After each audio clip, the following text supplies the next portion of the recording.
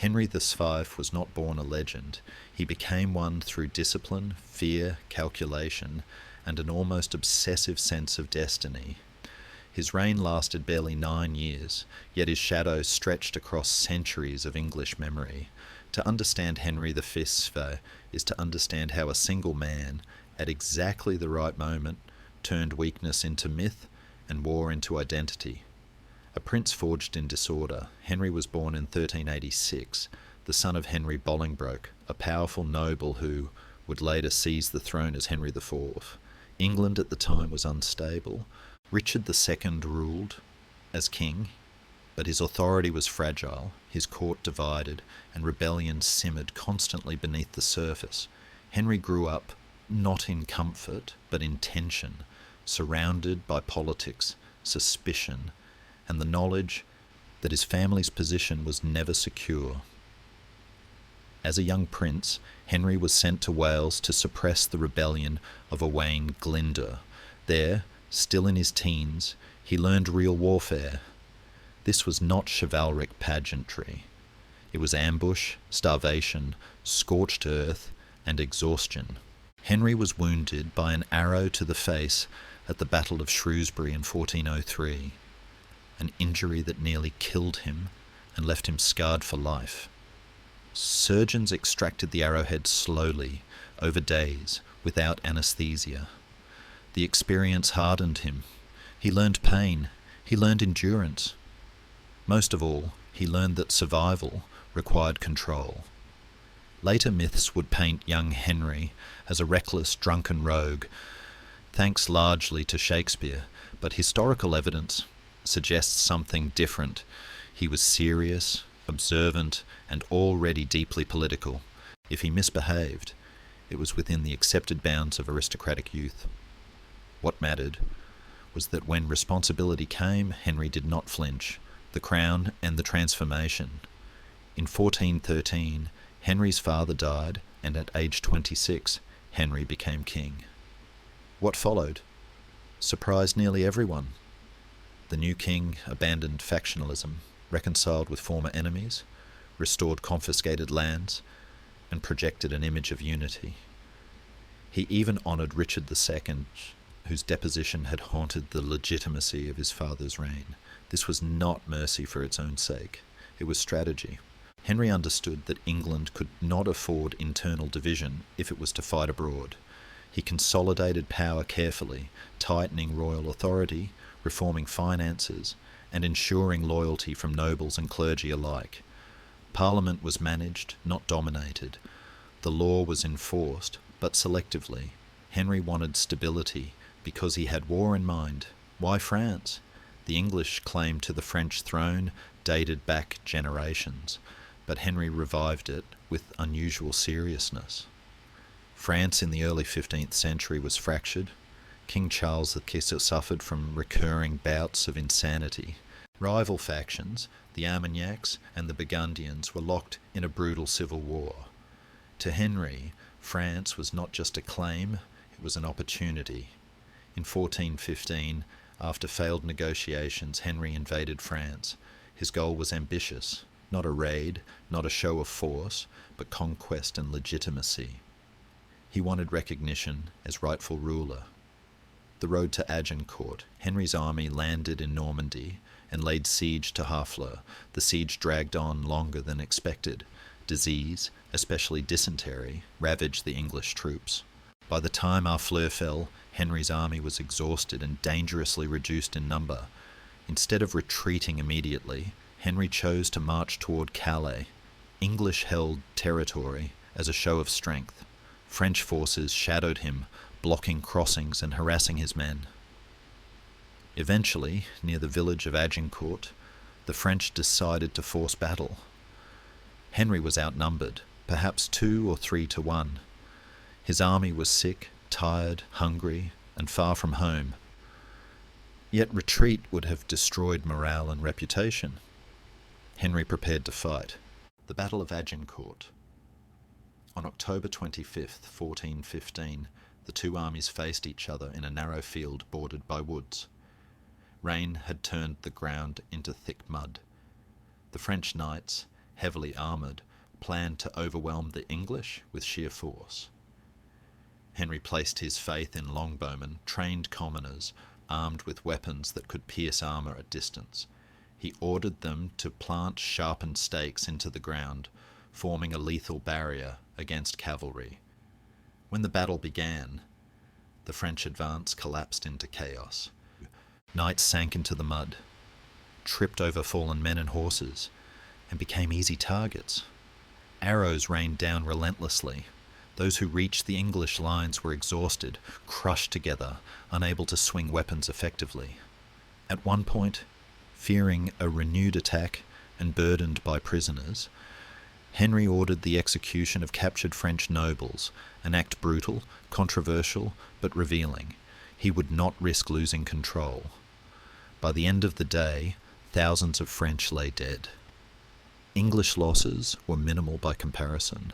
Against all odds, Henry had won one of the most decisive victories in medieval history. A king becomes a legend. Agincourt transformed Henry instantly. He returned to England not just as a king, but as a symbol. Churches rang bells. Chroniclers praised him as God's chosen warrior. The victory silenced dissent and solidified his authority beyond challenge. But Henry did not stop. Over the next years, he returned to France again and again, methodically conquering territory. In 1420, the Treaty of Troyes recognised Henry as heir to the French throne and regent of France. He married Catherine of Valois, linking the two crowns. For a moment, it seemed England had achieved the impossible. The sudden end. Henry never ruled France as king. In 1422, at just 35 years old, he fell ill, likely dysentery, during a campaign and died near Vincennes. His infant son inherited both crowns in theory, but in reality neither. Without Henry's force of will, the English position in France collapsed. Within decades, nearly all English-held territory was lost. Agincourt became memory. The empire vanished. Legacy, man or myth, Henry V's greatness is inseparable from timing. He ruled briefly, decisively, and died before failure could tarnish his image. He was ruthless, deeply religious, politically astute, and capable of extraordinary focus. He inspired loyalty not through kindness, but through clarity and command. Shakespeare turned him into a hero of speeches and destiny. History shows something colder, and perhaps more impressive, a king who understood power, used it without hesitation, and bent chaos to his will. Henry V did not live long, but for one moment in history he stood at the centre of Europe and won. Close your eyes now.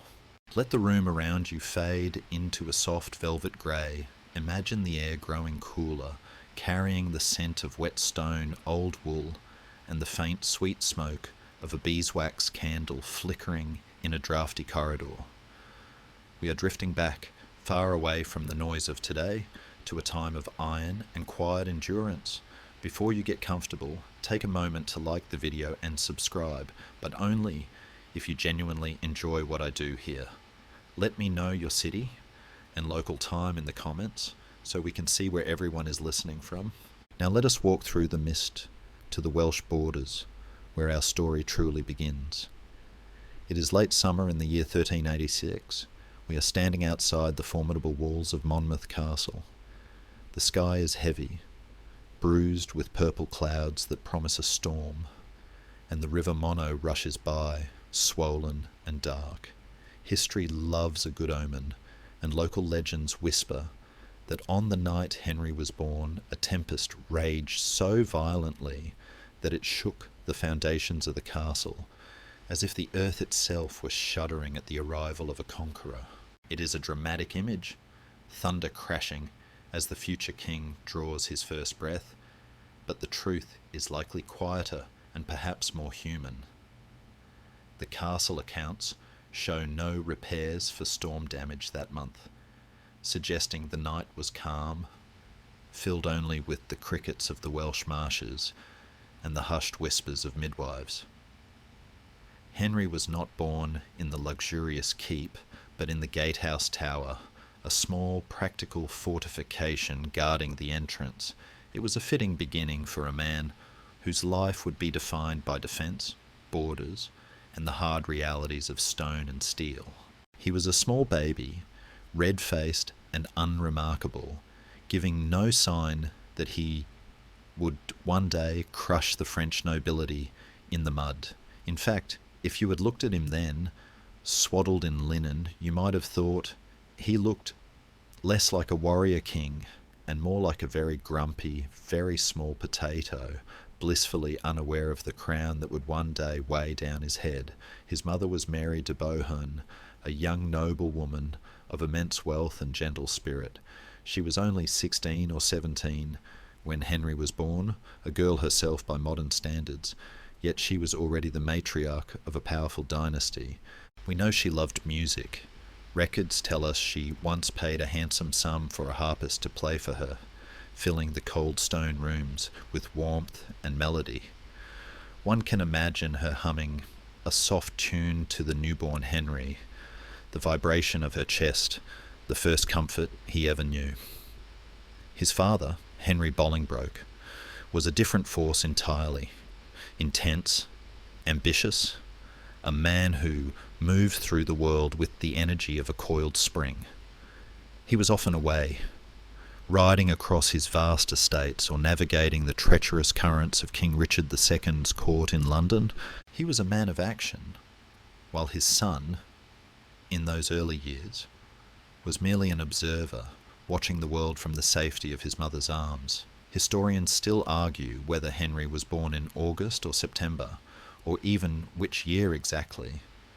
1386 is the accepted date.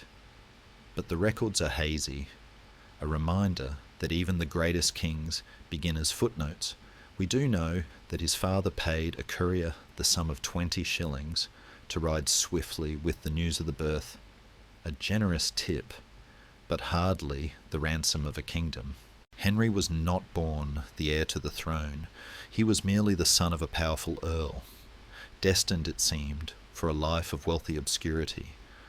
But destiny is rarely a straight line. As Henry grew from a babe into a quiet, watchful boy, the political ground beneath his feet began to shift. The King of England, Richard II, was a man of refined tastes and fragile ego, a monarch who believed in the absolute divinity of his right to rule, but lacked the grit to hold his ambitious nobles in check. Paranoia seeped through the court like damp in a cellar. When Henry was just a boy, his mother died in childbirth, leaving him to a world dominated by men and politics. And then the true rupture occurred. In 1398, a dispute between Henry's father, Bolingbroke, and another noble spiralled out of control. King Richard, seizing the opportunity to rid himself of a rival, exiled Bolingbroke to France. It was a devastating blow. The father was banished, stripped of his rights. But the son, young Henry, now 12 years old, was kept behind. He was summoned to King Richard's court, technically a ward, but in reality a hostage. This is the moment the boy left the green, rainy hills of Wales for the glittering, suffocating atmosphere of the royal court. It must have been terrifying. Imagine being 12, watching your father sail away into the grey horizon, and then being taken into the household of the very man who exiled him. Yet, this time in the silent tower of his captivity was not a dungeon experience. Richard II, for all his political faults, was a man of culture. He dressed in silks embroidered with golden hearts. He invented the pocket handkerchief, which he needed as he was prone to emotional weeping, and he appreciated beauty. Surprisingly, he took a liking to young Henry. He did not treat the boy as an enemy, but as a fair cousin. He took Henry with him on a campaign to Ireland, a lush, wet landscape of bogs and ambushes that gave the prince his first taste of army life. There is a touching historical detail from this time. Amidst the chaos of the campaign, King Richard knighted the young Henry. One can picture the scene, the eccentric, velvet-clad king tapping the shoulder of the serious, wide-eyed boy, giving him a sword he was barely strong enough to lift. "Be a good knight," Richard might have said, unaware that he was arming the very dynasty that would replace him. It was a golden cage, this life with Richard. Henry learned the manners of a courtier, the cadence of royal speech, and the art of concealing one's true thoughts behind a mask of politeness, a skill that would serve him well later. He saw the fragility of power up close. He saw how a king could be surrounded by bowing courtiers one day and completely isolated the next. He learned that a crown does not grant wisdom, and that velvet robes offer no protection against the knives of ambitious men. While his father plotted in France, gathering mercenaries in anger, Henry waited in the eye of the hurricane, safe but trapped, watching the clouds gather over England. The storm that the legends claimed attended his birth was finally arriving, not as rain and wind, but as ships on the horizon and the clatter of steel. The golden cage was about to break open, and the boy from the gatehouse was about to step into the wreckage. The Irish rain has a different weight than the rain in England. It is a persistent misting veil that soaks through wool and leather alike, turning the world into a landscape of emerald and grey. Imagine young Henry there, in the spring of 1399, riding through the dense woodlands of Leinster. He is 12 years old, his new knighthood resting heavily on his shoulders, surrounded by the sensory overload of a royal army on the move. The air smells of wet horses, wood smoke, and the metallic tang of polished armour, a scent that would follow him for the rest of his life. King Richard II, the man who held Henry's fate in his manicured hands, was a study in contradictions. To the boy, Richard was not a monster, but a fascinating, glittering enigma. Richard travelled with the comforts of a mobile palace, silks, spices, and yes, those famous handkerchiefs he used to dab at his nose, a refinement that baffled the rougher warlords of his council. To a modern ear, a king who frets over clean linen in a swamp sounds almost comical, like a cat trying to stay dry in a bathtub. But to Henry, it was a lesson in the theatre of majesty. Richard believed that a king must shine, even in the mud. He treated Henry with a confusing gentleness, perhaps seeing in the serious, watchful boy the son he never had, or perhaps simply keeping his enemies close. There is a specific historical conversation recorded from this time that chills the blood with its polite tension. News had just arrived across the Irish Sea that Henry's father, the exiled Henry Bolingbroke, had not stayed in France. He had landed in northern England, ostensibly to claim his family inheritance, but in reality to steal the crown. Richard summoned the young Henry to his tent. The canvas walls flapped in the wind, the candlelight flickering over maps and wine cups. Richard looked at the boy, the son of the man now marching to destroy him, and asked, with a voice likely trembling with betrayal, "Henry, my child, see what your father does to me. He invades my land and rises against my crown." It was a moment where a single wrong word could have meant the headsman's axe. A 12-year-old might have cried or begged or defended his father. Henry did none of these things. He looked the king in the eye and delivered a reply of precocious diplomatic genius. "In truth, my gracious lord, I am sincerely grieved by these tidings, but I conceive that you are fully assured of my innocence in this proceeding." It was the answer of a survivor. He separated himself from the sin of the father while remaining respectful to the crown. Richard, touched, or perhaps simply exhausted, replied, "I know that you have no part in this," and spared him. Historians still argue whether Richard II truly intended to keep Henry alive if the rebellion succeeded. Some suggest the king planned to use the boy as a human shield, while others believe his affection was genuine and absolute. We will never know for certain, for the tide of history moves faster than intent. Richard made a fatal error. He delayed his return to England, paralysed by indecision, and instead of taking Henry with him, he locked the boy and his cousin in Trim Castle, a massive Norman fortress northwest of Dublin. The golden cage had turned into a stone one. For weeks, Henry waited in the gloom of Trim Castle. The days must have stretched like taffy. He was a prisoner of the crown, unaware if his father was alive or dead, unaware if he would be ransomed or executed. It is in these quiet, terrifying vacuums that character is forged. Henry did not panic. He waited.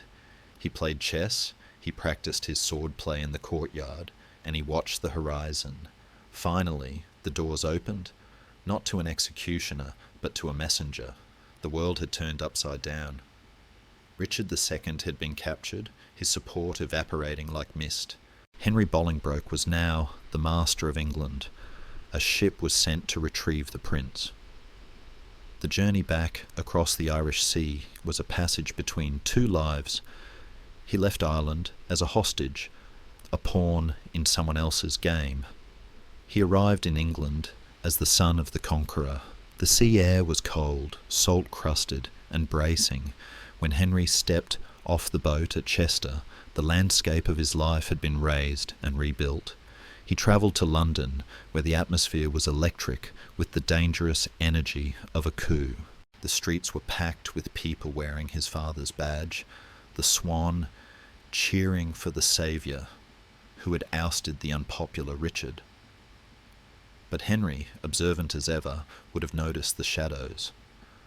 Richard II was still alive, imprisoned in the Tower of London, a living ghost that made everyone uncomfortable. In September 1399, Parliament assembled in Westminster Hall. The throne stood empty, draped in cloth of gold. Henry watched as his father, Henry Bolingbroke, stepped forward. He did not seize the crown with a sword. He claimed it with a speech, declaring himself King Henry IV by right of descent and by the grace of God. It was a legal fiction, a necessary lie to cover a usurpation, and young Henry, standing near the dais, understood the implication immediately. His father was now king, which meant the target on their backs had grown exponentially larger. The safety of obscurity was gone. There is a profound melancholy in this transition. To become the Prince of Wales, Henry had to watch the destruction of the man who had knighted him. Richard II was pressured to abdicate, reading a statement of his own insufficiency, with tears streaming down his face, dabbing them away with those famous handkerchiefs, before being whisked away to a dark cell in Pontefract Castle, where he would soon die of mysterious causes, unlikely starvation, the favoured method of removing kings without spilling royal blood. Young Henry was present for the coronation of his father on October 13th, 1399. It was a day of overwhelming pomp.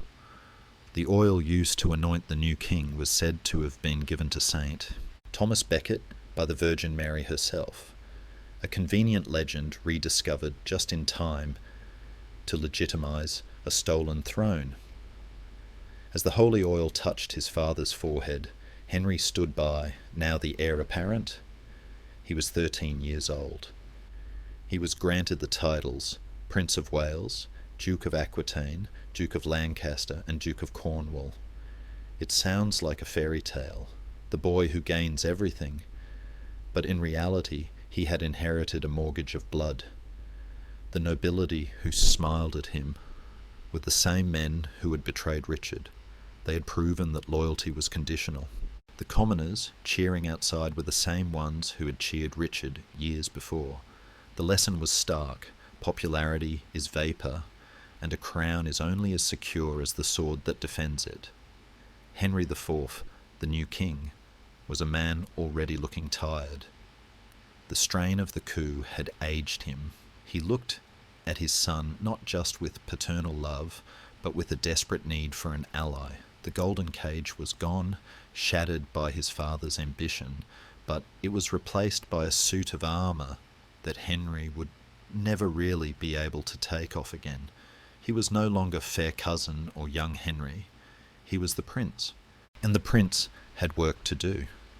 As the candles burned low in Westminster Hall that night, casting long dancing shadows against the stone walls, the boy might have touched the hilt of the sword Richard had given him, wondering if the steel remembered the hand of its previous master.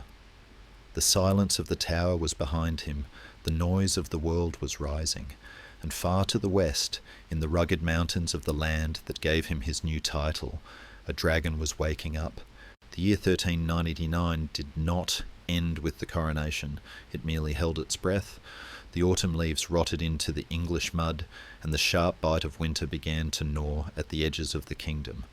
For Henry, now the Prince of Wales, the title was less a gift and more an assignment. Being Prince of Wales was not a ceremonial role involving ribbon cutting and polite waves from a balcony. In the 14th century, Wales was a frontier, a wild, seething landscape of ancient grievances and rugged terrain that had never fully accepted English rule. To be the prince of that land was to be its warden, its jailer, and its target. Henry was 13, standing on the precipice of manhood, and he was moved into the household of his own administration. He was given a council, a seal, and an income. Though much of that income existed only on parchment, the royal treasury was empty, drained by Richard's excesses and the costs of the coup. There is a distinct shift in the texture of Henry's life here. The silks and perfumes of Richard's court were replaced by the smell of ink, ledger dust, and cold council chambers. He began to live in the shadow of his father's anxiety. Henry IV, the usurper king, was discovering the terrible truth of stolen crowns. They are heavy with paranoia. Assassination plots sprouted like poisonous mushrooms. In January 1400, barely months after the coronation, the Epiphany Rising was uncovered, a plot by loyalists of the deposed Richard to murder Henry and his sons during a jousting tournament at Windsor. Imagine the scene. The festive decorations, the coloured banners snapping in the wind, the anticipation of sport, all concealing a labyrinth of knives waiting in the dark. The plot was foiled, not by royal intelligence, but by a traitor within the conspirators' ranks. The king and his sons fled to London in the dead of night. For young Henry, this was a formative trauma. The realization that the men smiling at him across the dinner table might be plotting to slit his throat was a cold shower of reality. It taught him a lesson that would define his reign. Trust no one fully, and strike before you are struck. The aftermath was brutal. The conspirators were hunted down and lynched by mobs, or executed by the state. The heads of earls were spiked on London Bridge, their dead eyes staring blindly over the Thames. Henry walked past them. He saw the price of failure. Amidst this atmosphere of fear, the boy prince began to exhibit a surprising aptitude for the mundane machinery of rule. He didn't shy away from the boring bits. Historical records from 1400 show him attending council meetings, listening to petitions, and learning the geography of power. He was not yet the warrior, he was the student. He was surrounded by older, hardened men, veterans like Henry Hotspur Percy, the fiery northern lord who had helped put his father on the throne. Hotspur was the celebrity soldier of the age, rash, charismatic, brilliant in battle, and dangerously ambitious. To the teenage Henry, Hotspur must have been an intoxicating figure, a vision of the knightly ideal he aspired to be. Shakespeare portrays them as rivals of the same age, but in reality, Hotspur was 23 years older than Henry, a mentor figure whose eventual betrayal would cut deep. But for now, they were on the same side bound by the fragile new dynasty. There is a moment of quiet domesticity recorded in the archives that offers a glimpse of the boy beneath the titles. In the winter of 1400, accounts show purchases for the prince: a gown of cloth of gold, yes, but also a simple grammar book. He was studying. He was learning Latin, French, and English, the language of the common people, which was unusual for royals of the time who preferred the prestige of French. This linguistic flexibility would become one of his greatest weapons. He could speak to the high clergy in the language of Rome, to the diplomats in the language of courts, and to his archers in the grunts and slang of the Shire. It was a subtle, almost invisible layering of armour. He was building a voice that could reach everyone, but the quiet could not last. The shadow of King Richard, dead in Pontefract Castle, still loomed. Rumours whispered that Richard was actually alive, hiding in Scotland, waiting to return. These pseudo-Richards popped up everywhere, fueling rebellion. The legitimacy of the Lancastrian line was a wound that refused to close. Henry saw his father's health begin to fail under the stress, a mysterious debilitating skin disease that ravaged the king's face and body. Medieval minds saw this as God's judgment, a literal leprosy of sin for touching the Lord's anointed. Young Henry watched his father rot while still alive, scratching at sores during council meetings, his temper fraying, his sleep haunted. It was a terrifying mirror. Is this what power does? Does it eat you from the inside out? The prince's household was moved to Chester, the gateway to Wales. The city was a fortress of red sandstone, its walls patrolled by men who looked nervously toward the hills in the west. The air here was different, sharper, wetter. The Welsh border was a place of permeable realities, where English law faded into tribal loyalty. It was here, in the damp spring of 1400, that the trouble began. It started over something trivial, a property dispute between a Welsh landowner and an English neighbour. The Welshman was Owain Glyndwr, a sophisticated, educated man who had studied law in London and served in the English army. He was not a barbarian. He was a gentleman pushed too far. When the English Parliament dismissed his petition with a sneer, "What care we for these barefoot rascals?" they lit a fuse that had been dry for a century. Glyndwr declared himself Prince of Wales, the true prince, invoking the ancient prophecies of Merlin and the Red Dragon. His rebellion was not a riot. It was a national awakening. For Henry, the English Prince of Wales, this was a direct challenge. His title was being contested not in a court of law, but in the court of fire. He was 14 years old. He was sent to headquarters in Chester, not just to observe, but to command. It was a sink or swim moment.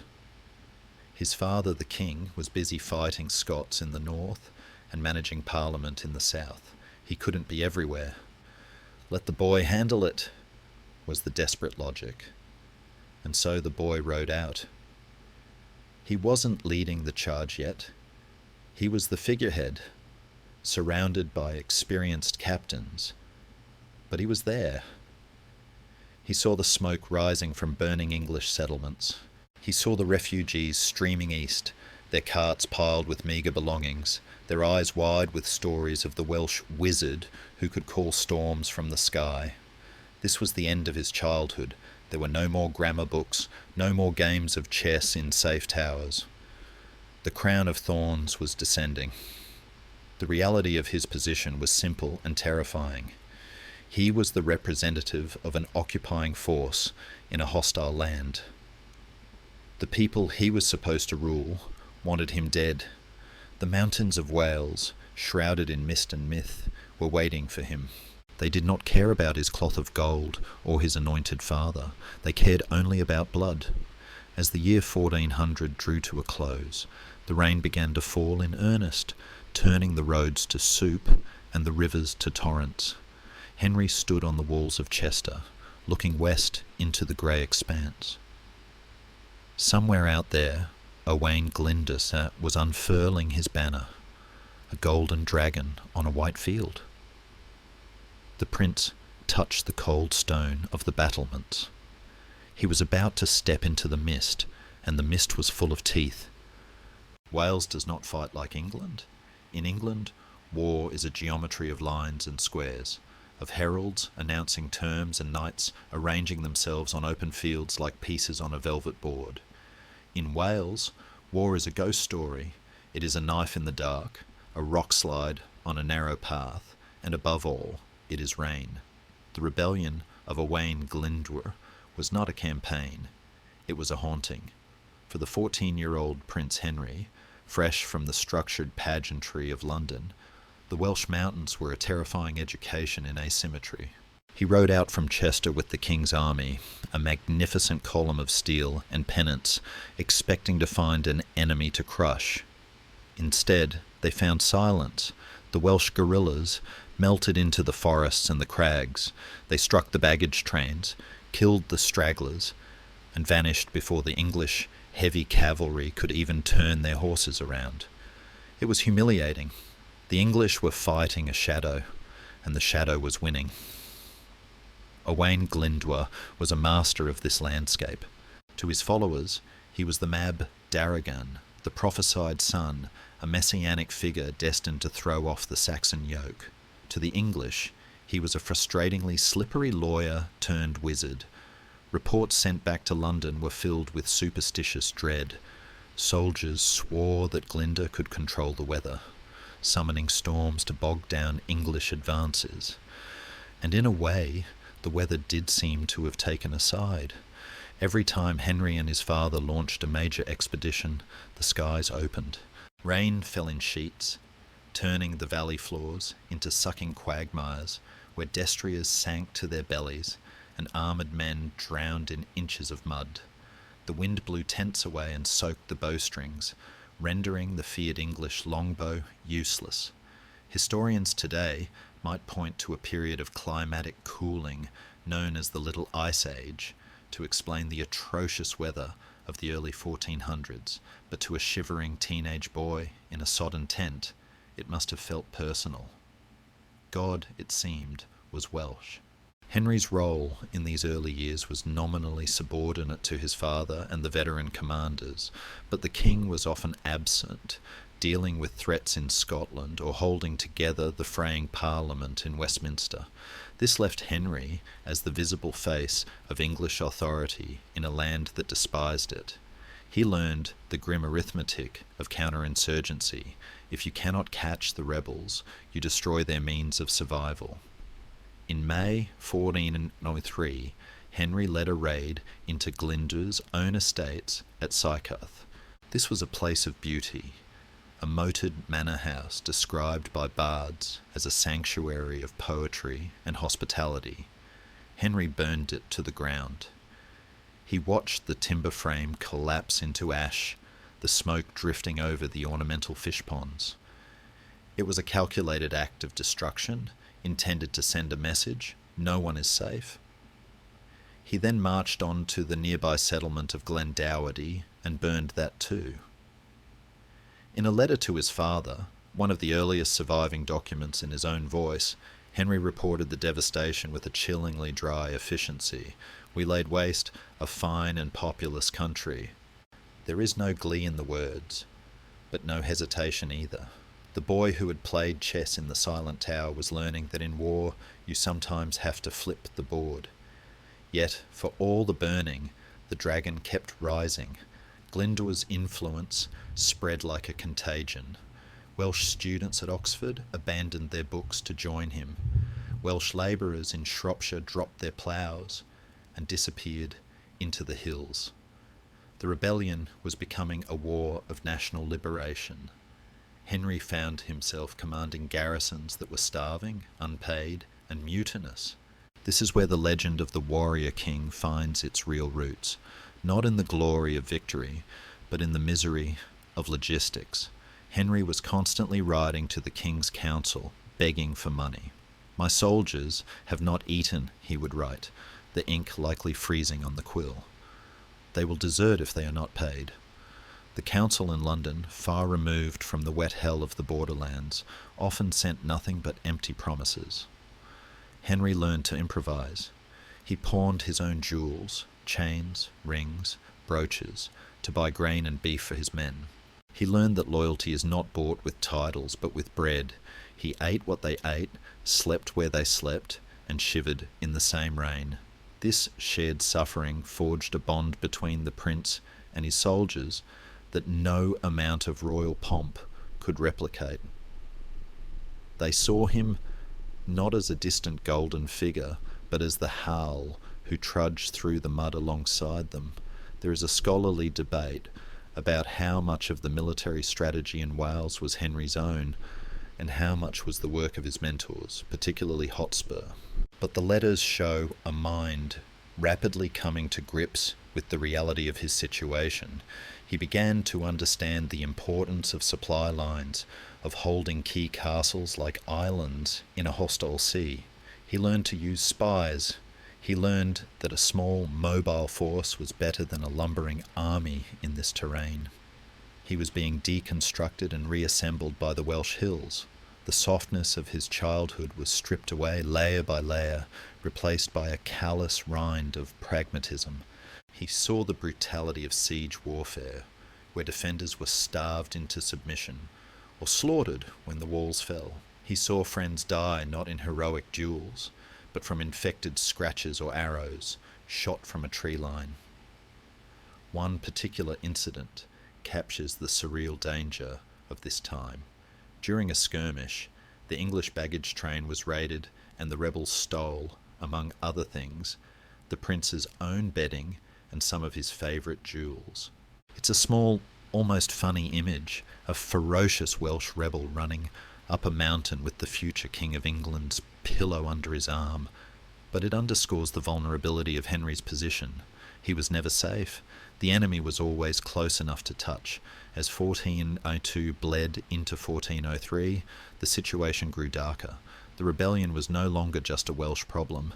It was attracting international attention. The French and the Scots began to send aid to Glyndwr. The mist was clearing, revealing a coalition of enemies that threatened to encircle the Lancastrian throne, and the greatest betrayal was yet to come. The Percy family, the powerful northern lords, including Henry's mentor Hotspur, were growing disaffected. They had helped put Henry VIII on the throne, and they felt they had not been sufficiently rewarded. They were owed vast sums of money for fighting the Scots and the Welsh, money the king did not have. The relationship between the king and the Percys soured into open hostility. Henry, the prince, was caught in the middle. He loved Hotspur. He respected him as the greatest warrior of the age. But his loyalty to his father was the iron rod in his spine. The atmosphere in the prince's camp changed. The men stopped looking only to the west for danger. They began looking north. Rumours flew that Hotspur was communicating with Glyndwr, that a grand alliance was forming to carve up England between them. The dragon in the mist was about to be joined by the lion of the north. Henry was 17 now. He was lean, weathered, and tired. The boy who had arrived in Wales 3 years ago was gone. In his place stood a young commander who knew the smell of burning thatch and the weight of a starving army. He had spent his adolescence fighting ghosts in the rain. Now he would have to fight the men who had taught him how to hold a sword. The mist was lifting, but the storm was just beginning.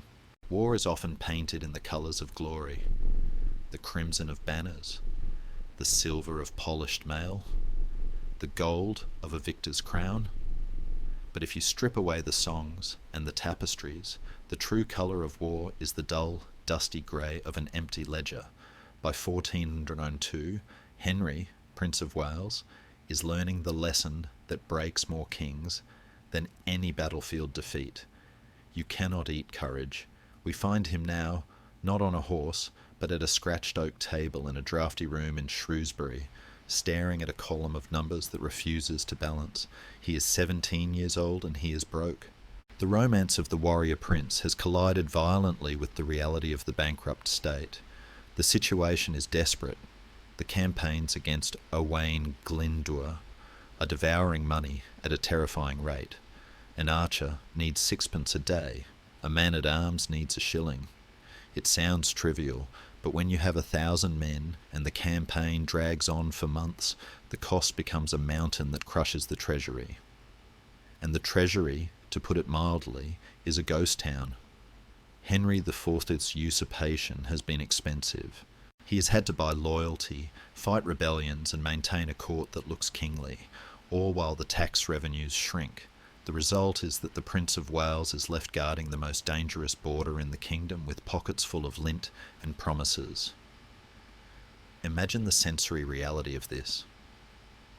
It is winter again, because in this story, it always seems to be winter, and the wind is howling through the arrow slits of the castle. Down in the courtyard, the soldiers are huddled around fires that are too small, cooking pottage that is too thin. They are grumbling.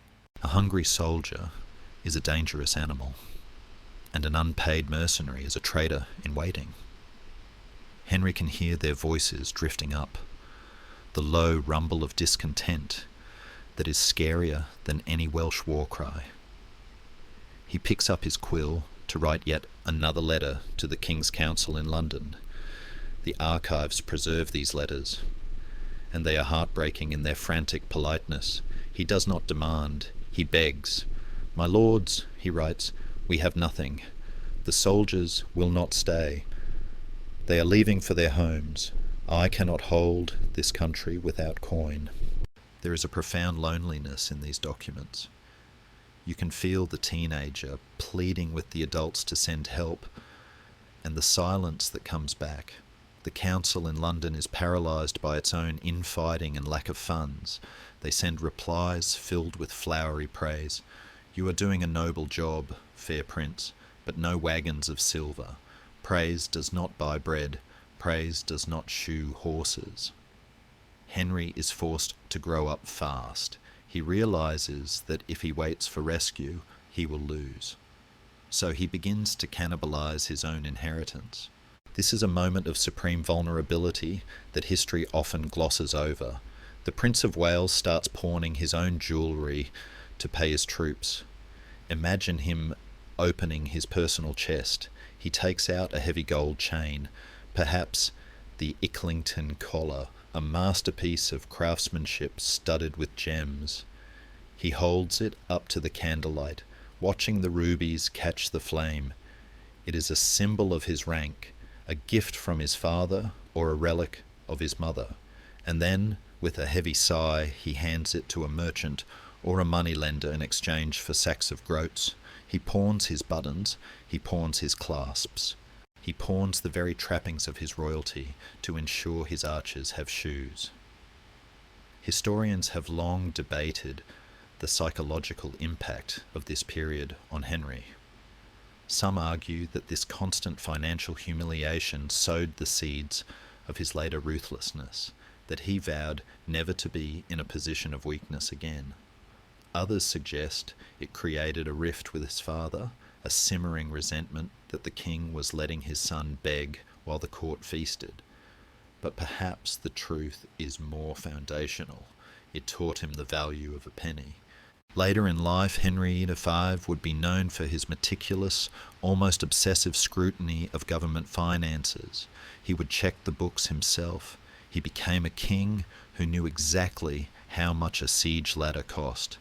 This wasn't miserliness, it was trauma. He knew what it felt like to have nothing but a title and a hungry army. There is a touch of dark humour in the absurdity of it all. Here is the heir to the throne of England, arguably the most eligible bachelor in Europe, haggling with the local abbot over the loan of a few £100, promising to pay it back upon his honour, while the abbot looks sceptically at the muddy prince. It is a scene straight out of a modern sitcom, but with higher stakes. If Henry fails to pay, the Welsh overrun the border and the dynasty falls. The pressure is immense. It is the pressure of a CEO trying to make payroll while the building is on fire. Yet amidst the stress, Henry's leadership style is crystallizing. He does not hide in his chambers. He walks the lines. He speaks to the men. He tells them with a transparency that is rare for royalty, "I have given everything I have. We are in this together." And they stay. Not all of them, but enough. They stay because they see him sacrificing his own comfort. They see the prince wearing a plain wool cloak because his velvet one is in a pawn shop in Worcester. This shared deprivation creates a loyalty that is harder than iron.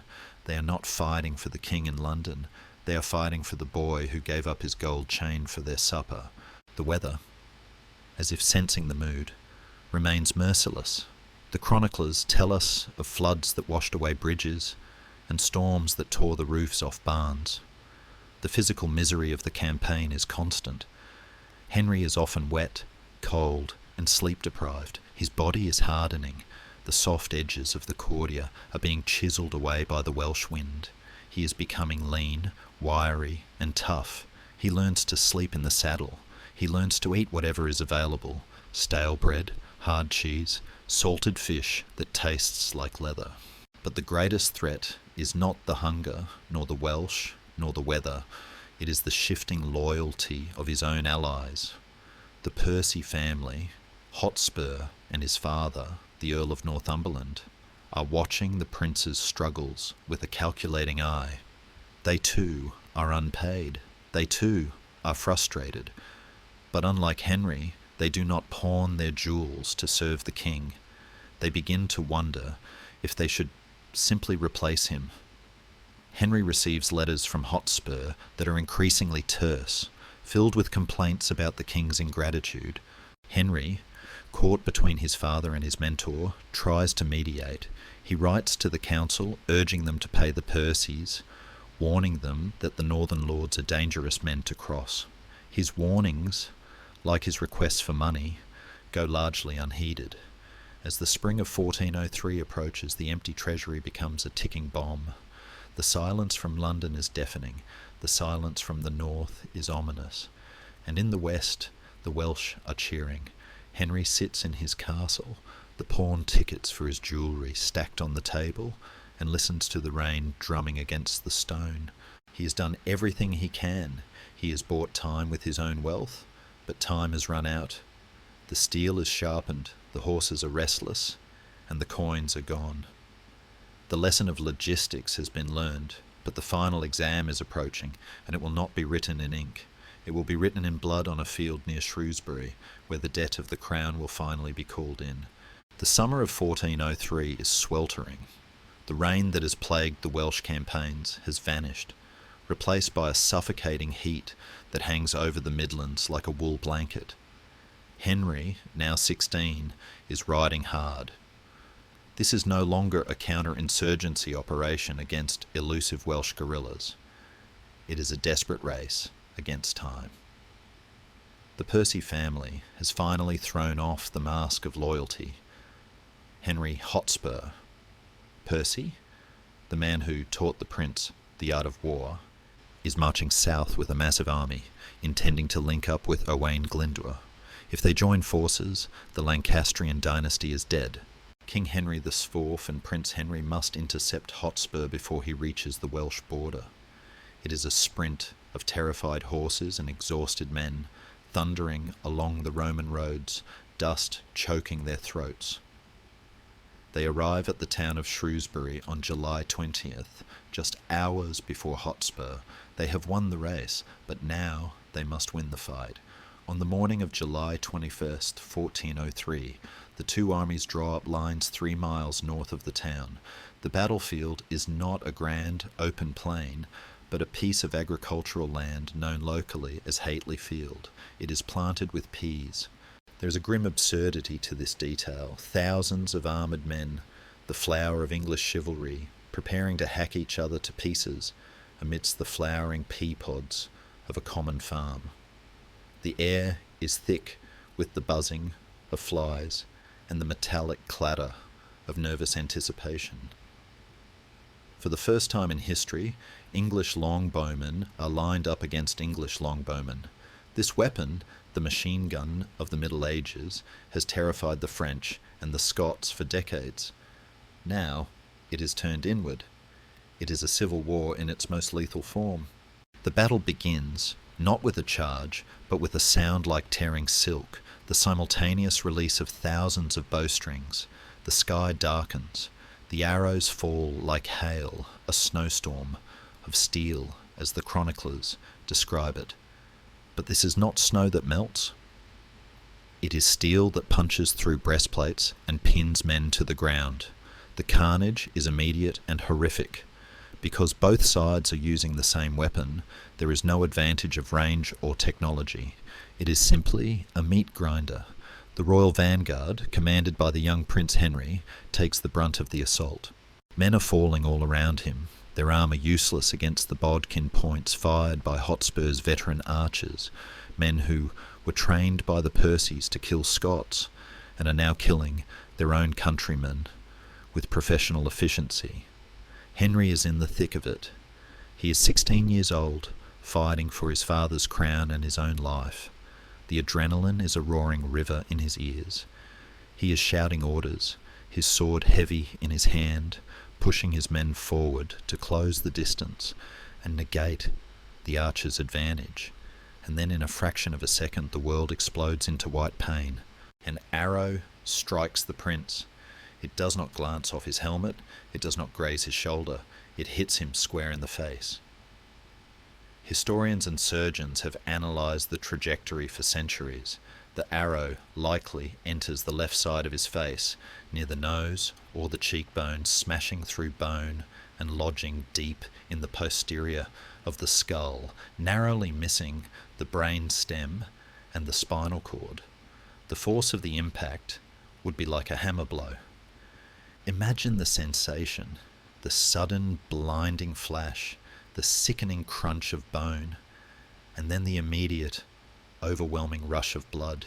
The shaft of the arrow is sticking out of his face, a vibrating wooden testament to his mortality.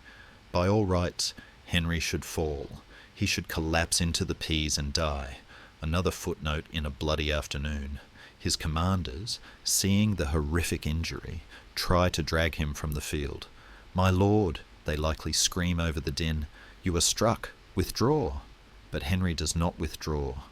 In a moment of superhuman will that borders on madness, he refuses. The chroniclers record his words, or at least the sentiment of them. "Lead me on to the rally," he gasps, blood choking his voice. "I will not be the one to lower the morale of my men by leaving the field while they fight." It is a decision that defies biology. He stays.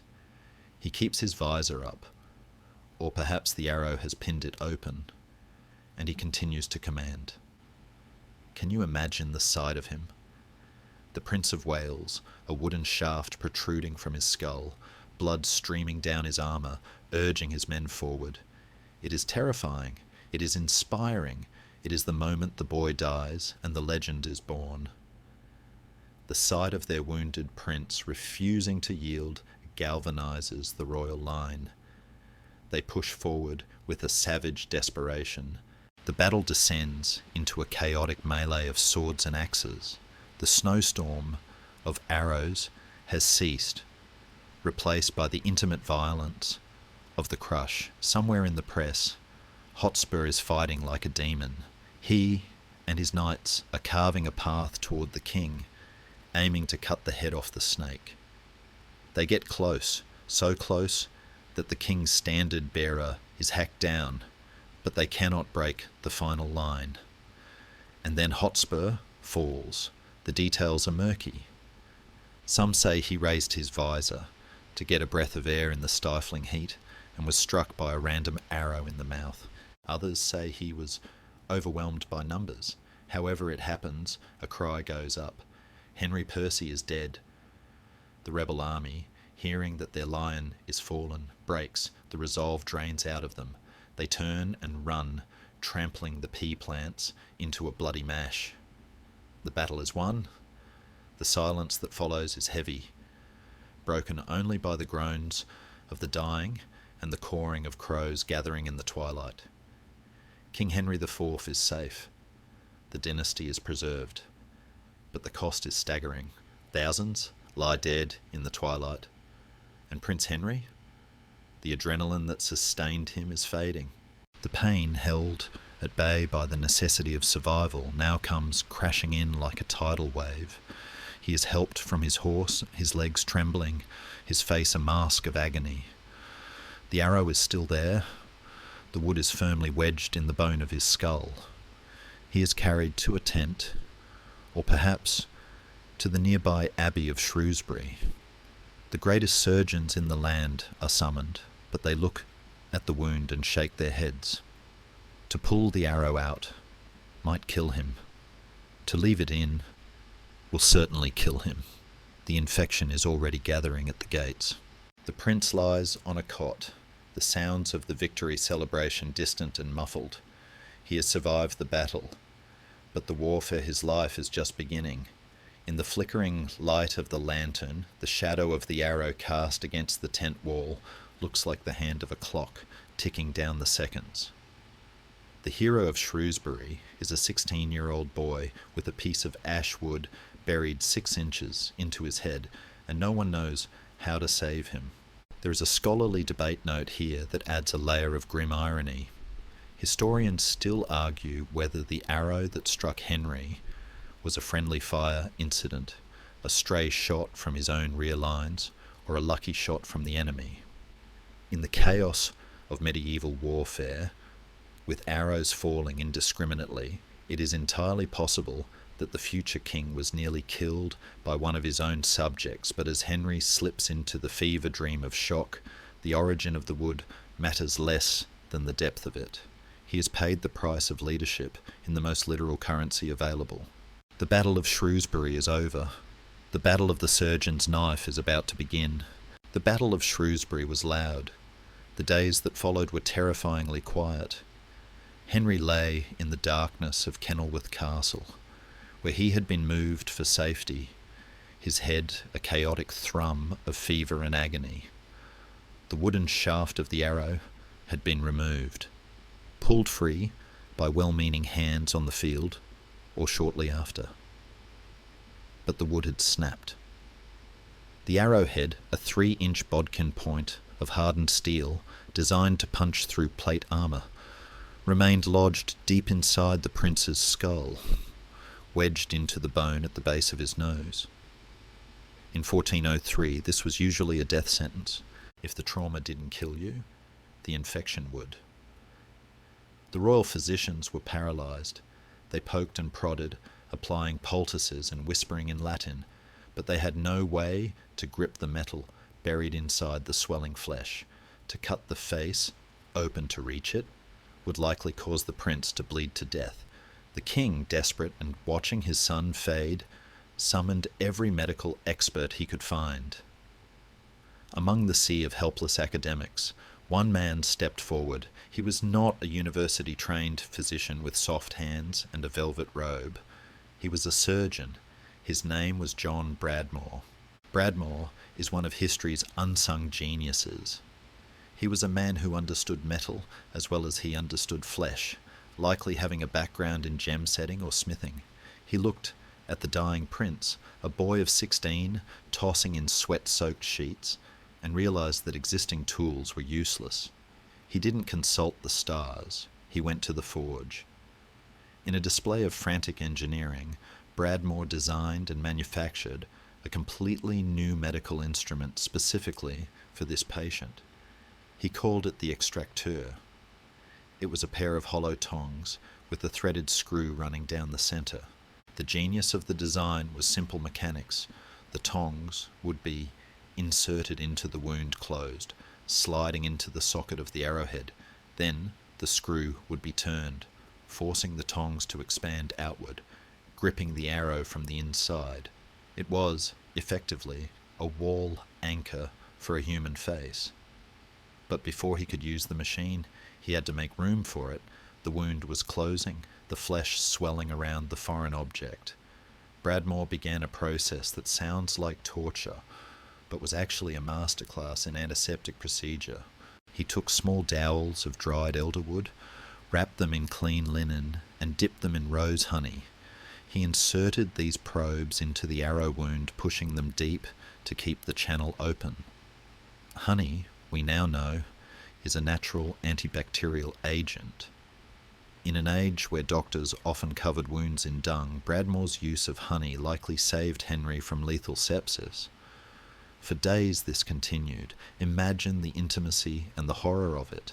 The prince, conscious but delirious with pain, having to hold perfectly still while a man pushed sticks into the centre of his head.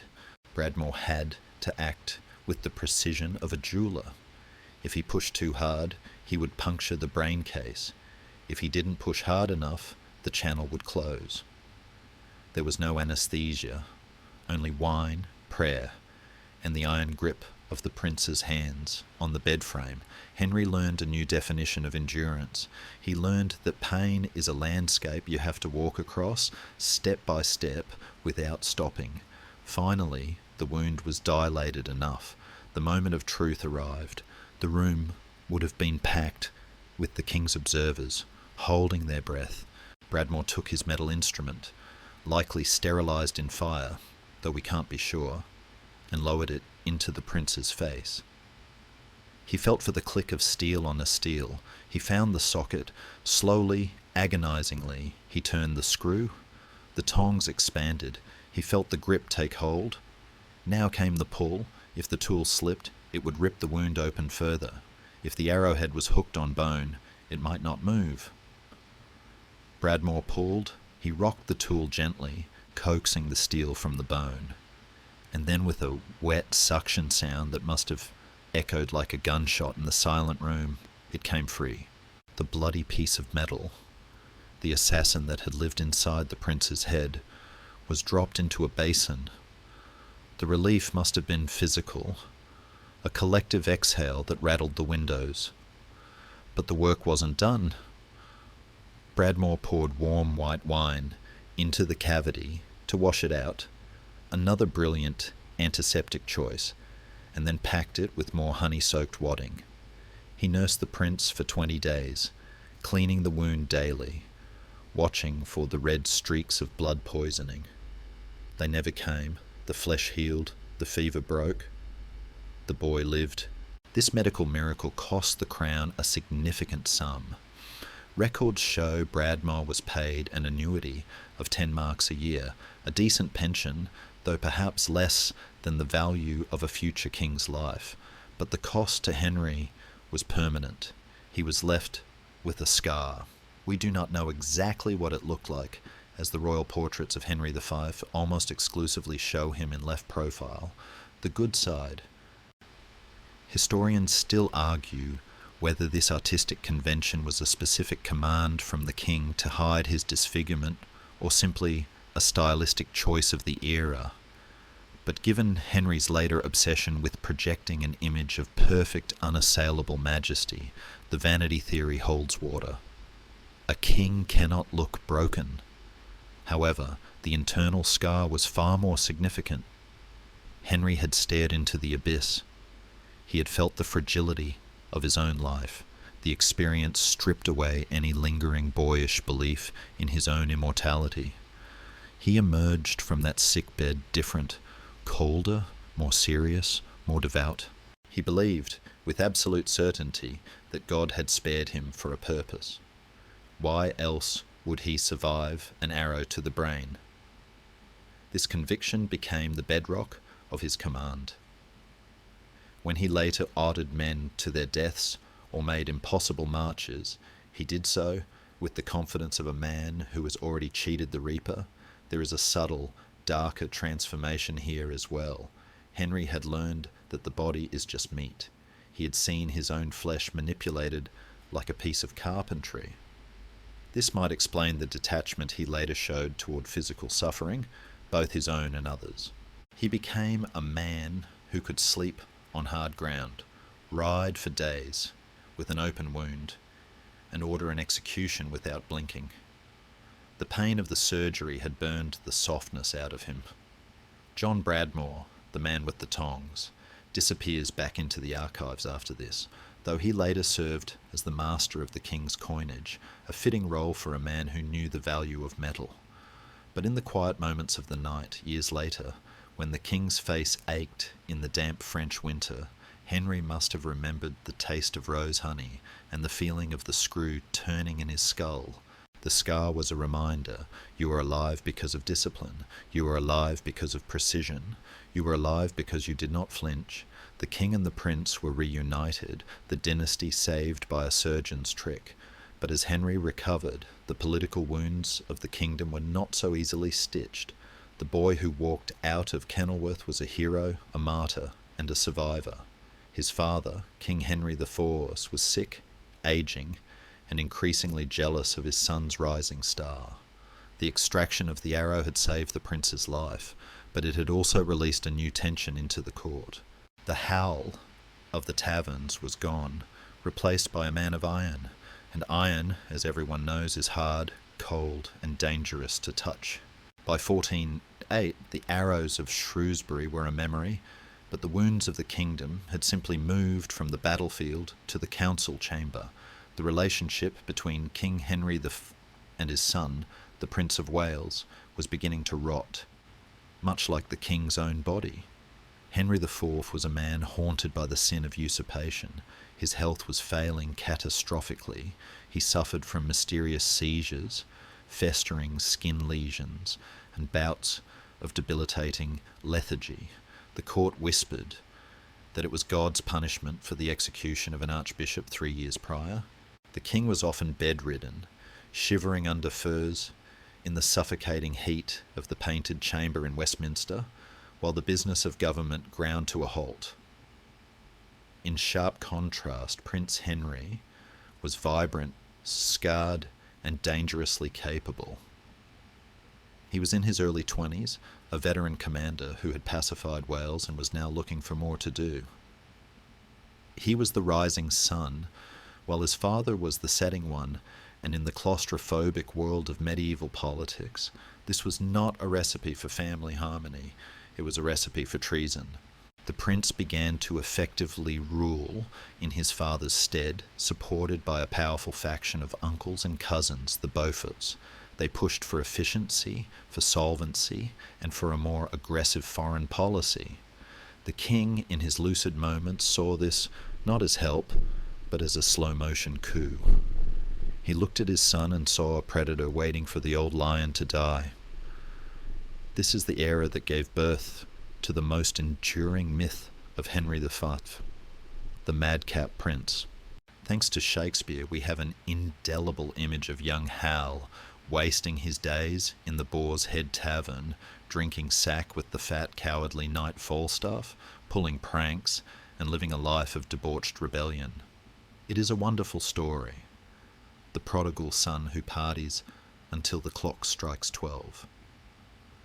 But history, as usual, is more nuanced and less fun. There is no evidence that Henry spent his time robbing pilgrims or sleeping in gutters. The Falstaff figure is based on Sir John Oldcastle, a real friend of the prince, but Oldcastle was a capable soldier and a religious radical, not a harmless drunk. However, there is a kernel of truth to the wildness.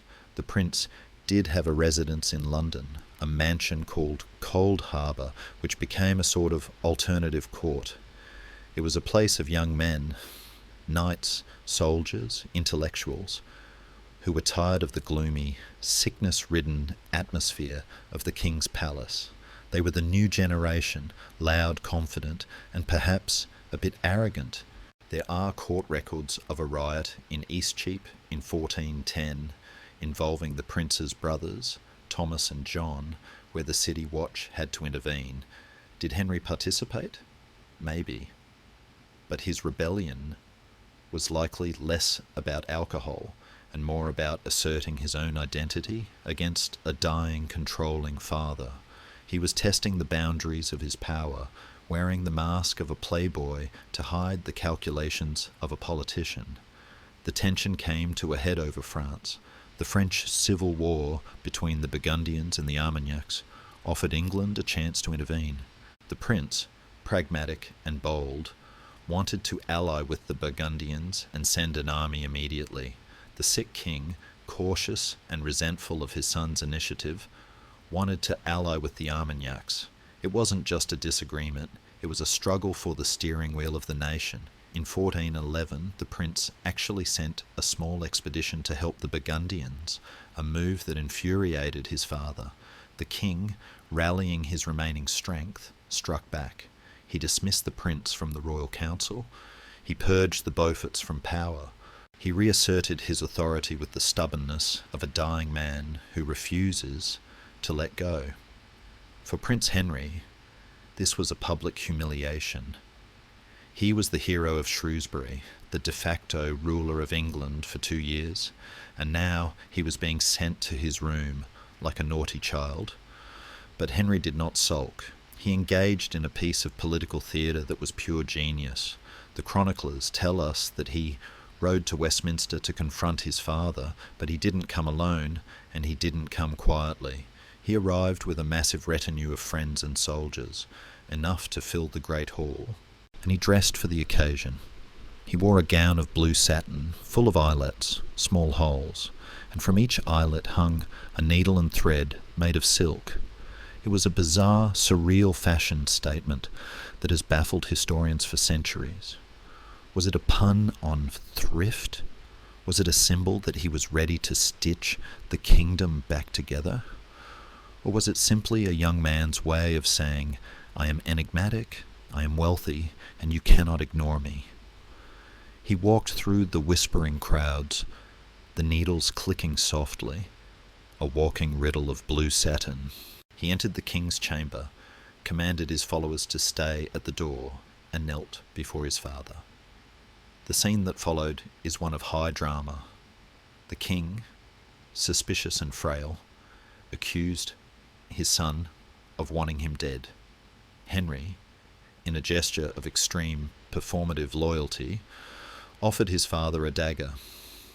"My lord," he reportedly said, "I have heard that you suspect me of treason. If this is true, take this dagger and kill me now. I would rather die by your hand than live under your suspicion." It was a gamble. He was daring the old man to do it. Of course, the king could not kill his own heir, the saviour of the dynasty. The bluff worked. King Henry IV, perhaps weeping, perhaps just exhausted, threw the dagger aside and embraced his son. They were reconciled, at least on the surface, but the trust was gone. The king spent his final months in a twilight of paranoia, clutching the crown, terrified that Hal was reaching for it in the dark. There is a famous story, later immortalised by Shakespeare, that the prince entered the king's bedroom while the old man was asleep, saw the crown on a pillow, thought his father was dead, and tried it on. The king woke up, saw his son wearing the crown, and was furious. "I never thought to see you wait for my death," the king might have rasped. While this specific scene may be an embellishment of chroniclers, it captures the emotional truth of 1412. The prince was ready. The king was lingering. The crown was in the room, heavy and golden, pulling them both into its orbit. The rift was never truly healed. It simply ran out of time. The prince withdrew from court, waiting in the wings, his blue gown packed away, his dagger sheathed. He had learned another valuable lesson. Power is not given. It is taken, but sometimes you have to wait for the hand that holds it to go cold. He spent this time preparing. He was not drinking in Eastcheap. He was likely studying maps of France. He knew the end was coming. The father who had stolen a crown was dying. The son who would polish it into a weapon was just holding his breath. The tavern doors were closed. The madcap prince was a skin he was about to shed. The end came in the Jerusalem chamber. It sounds like a metaphor, but it was a literal room in Westminster Abbey where King Henry IV, the man who had spent his life fighting to hold on to a stolen crown, finally collapsed. He had always vowed to lead a crusade to Jerusalem, to atone for his sins, to die in the Holy Land. In a twist of dark irony, he died in a room named Jerusalem's on a cold English afternoon in March 1413. The prophecy was fulfilled, but the redemption was missing. When the breath left the old king's body, the tension that had gripped the court for years snapped. The courtiers turned their eyes from the corpse to the door, waiting for the prince. Henry was 26 years old. He walked into the room not as the madcap prince, nor the rebellious son, but as a man who had already decided who he was going to be.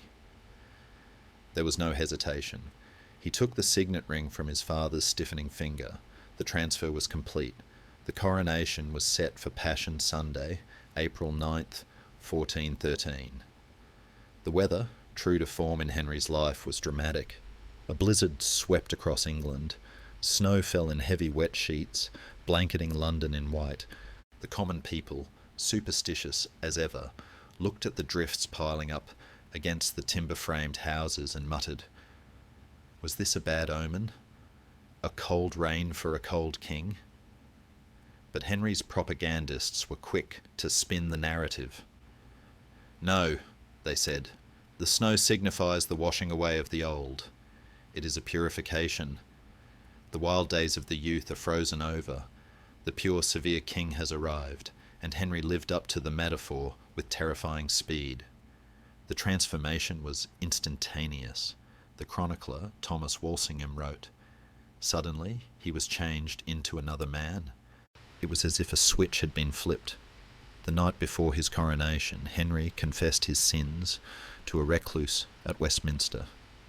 We don't know what he said in that dark cell, but he emerged with a clarity of purpose that frightened his friends.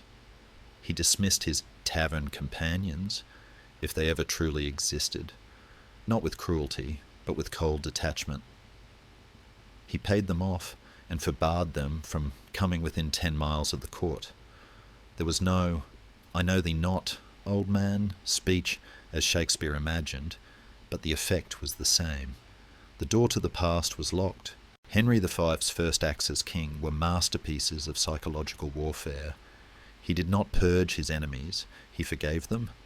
He released the Earl of March, the man with a better hereditary claim to the throne than Henry himself, from house arrest. He restored the lands of the Percy family, the heirs of the man he had killed at Shrewsbury, but his most stunning move concerned the ghost that still haunted the Lancastrian legitimacy, Richard II. Richard's body had been buried in a lowly grave in King's Langley, an obscure obscenity that kept the rumours of his survival alive. Henry ordered the body exhumed. He had it brought to London in a grand solemn procession. The young king walked behind the hearse of the man his father had deposed, head bowed, acting as the chief mourner. He reburied Richard in Westminster Abbey, in the magnificent tomb Richard had built for himself. It was a brilliant, paradoxical stroke.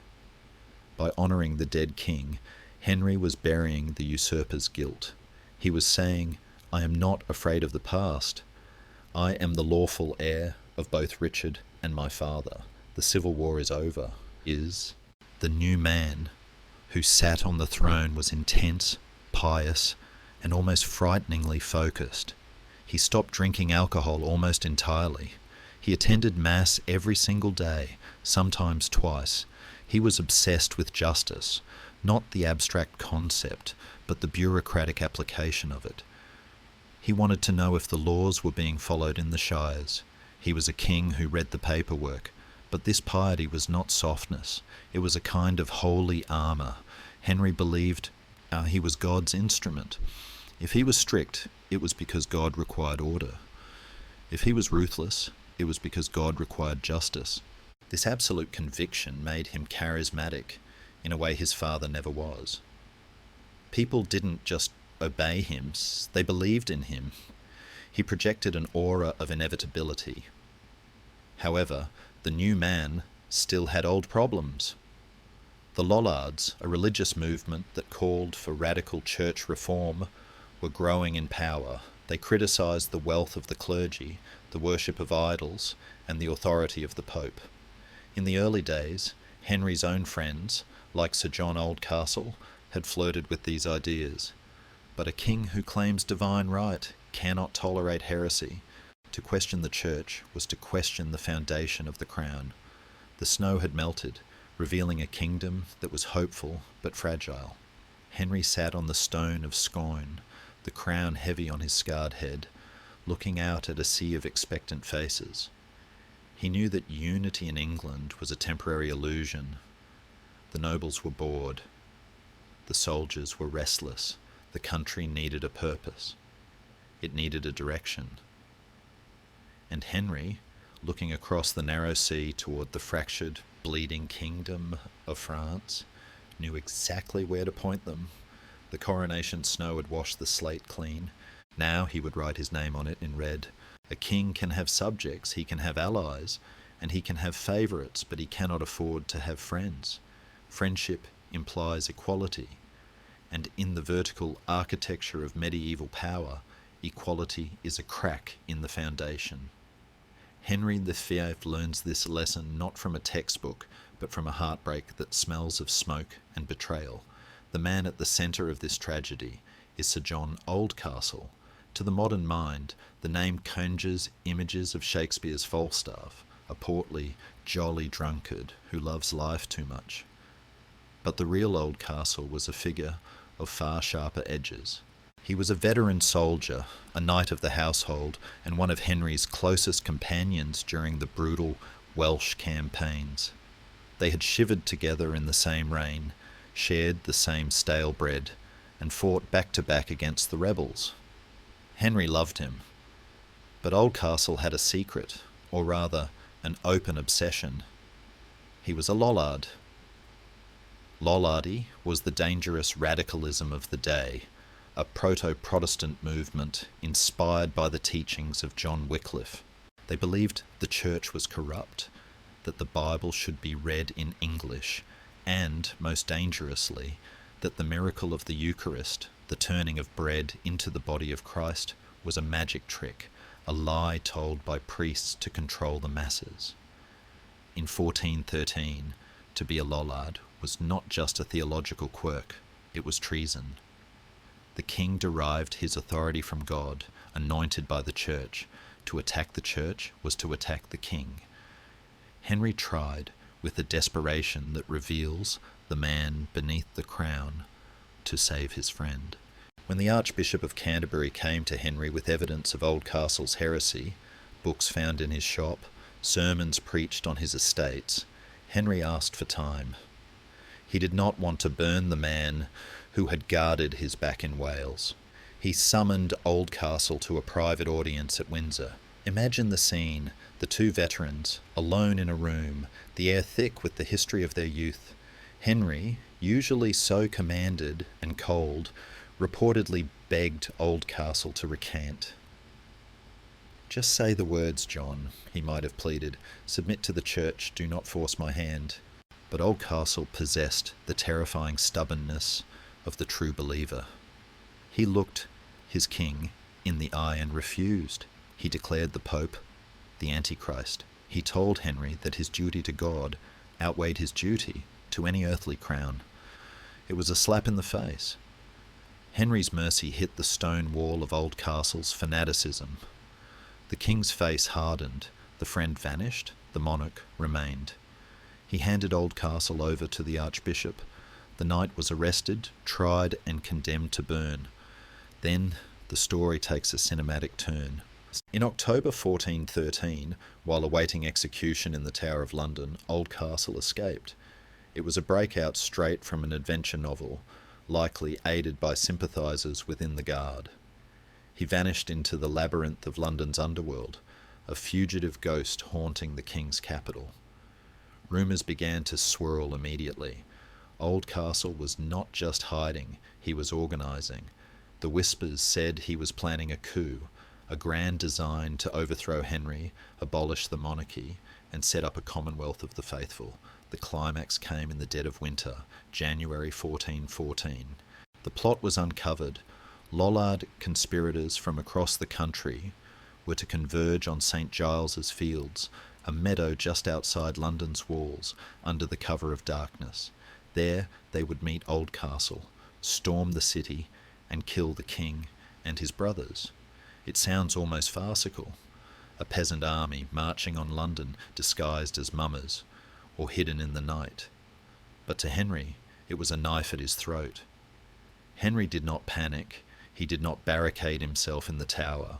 He went on the offensive. He ordered the city gates locked, trapping the internal sympathisers inside. Then, in the pitch black of the January night, the king rode out to St. Giles's Fields with a force of loyal soldiers. He was hunting his old friend. The Battle of St. Giles's Fields was less a battle and more a tragic confusion. The Lollards arriving in small groups, expecting to find a massive army of saints led by Oldcastle, instead walked straight into the king's steel. In the fog and the dark, the rebellion was strangled before it could take a breath. Men were dragged from ditches, confused and terrified. "Who goes there?" the king's men would shout. "For King Jesus and Lord Cobham," the rebels would reply, using Oldcastle's title. It was the wrong password. Oldcastle himself was nowhere to be found. He had slipped away again, escaping into the Welsh borders to live as an outlaw for another 4 years. But for his followers, there was no escape. Henry's justice was swift and horrifying. He was determined to crush the movement so completely that it would never rise again. 38 key conspirators were executed immediately. The method was a gruesome innovation. They were hanged for treason and burned for heresy simultaneously. They were suspended in chains over fires, strangled by the rope, while the flames licked at their feet. The image of those fires burning in the winter fields outside London sent a shockwave through the country.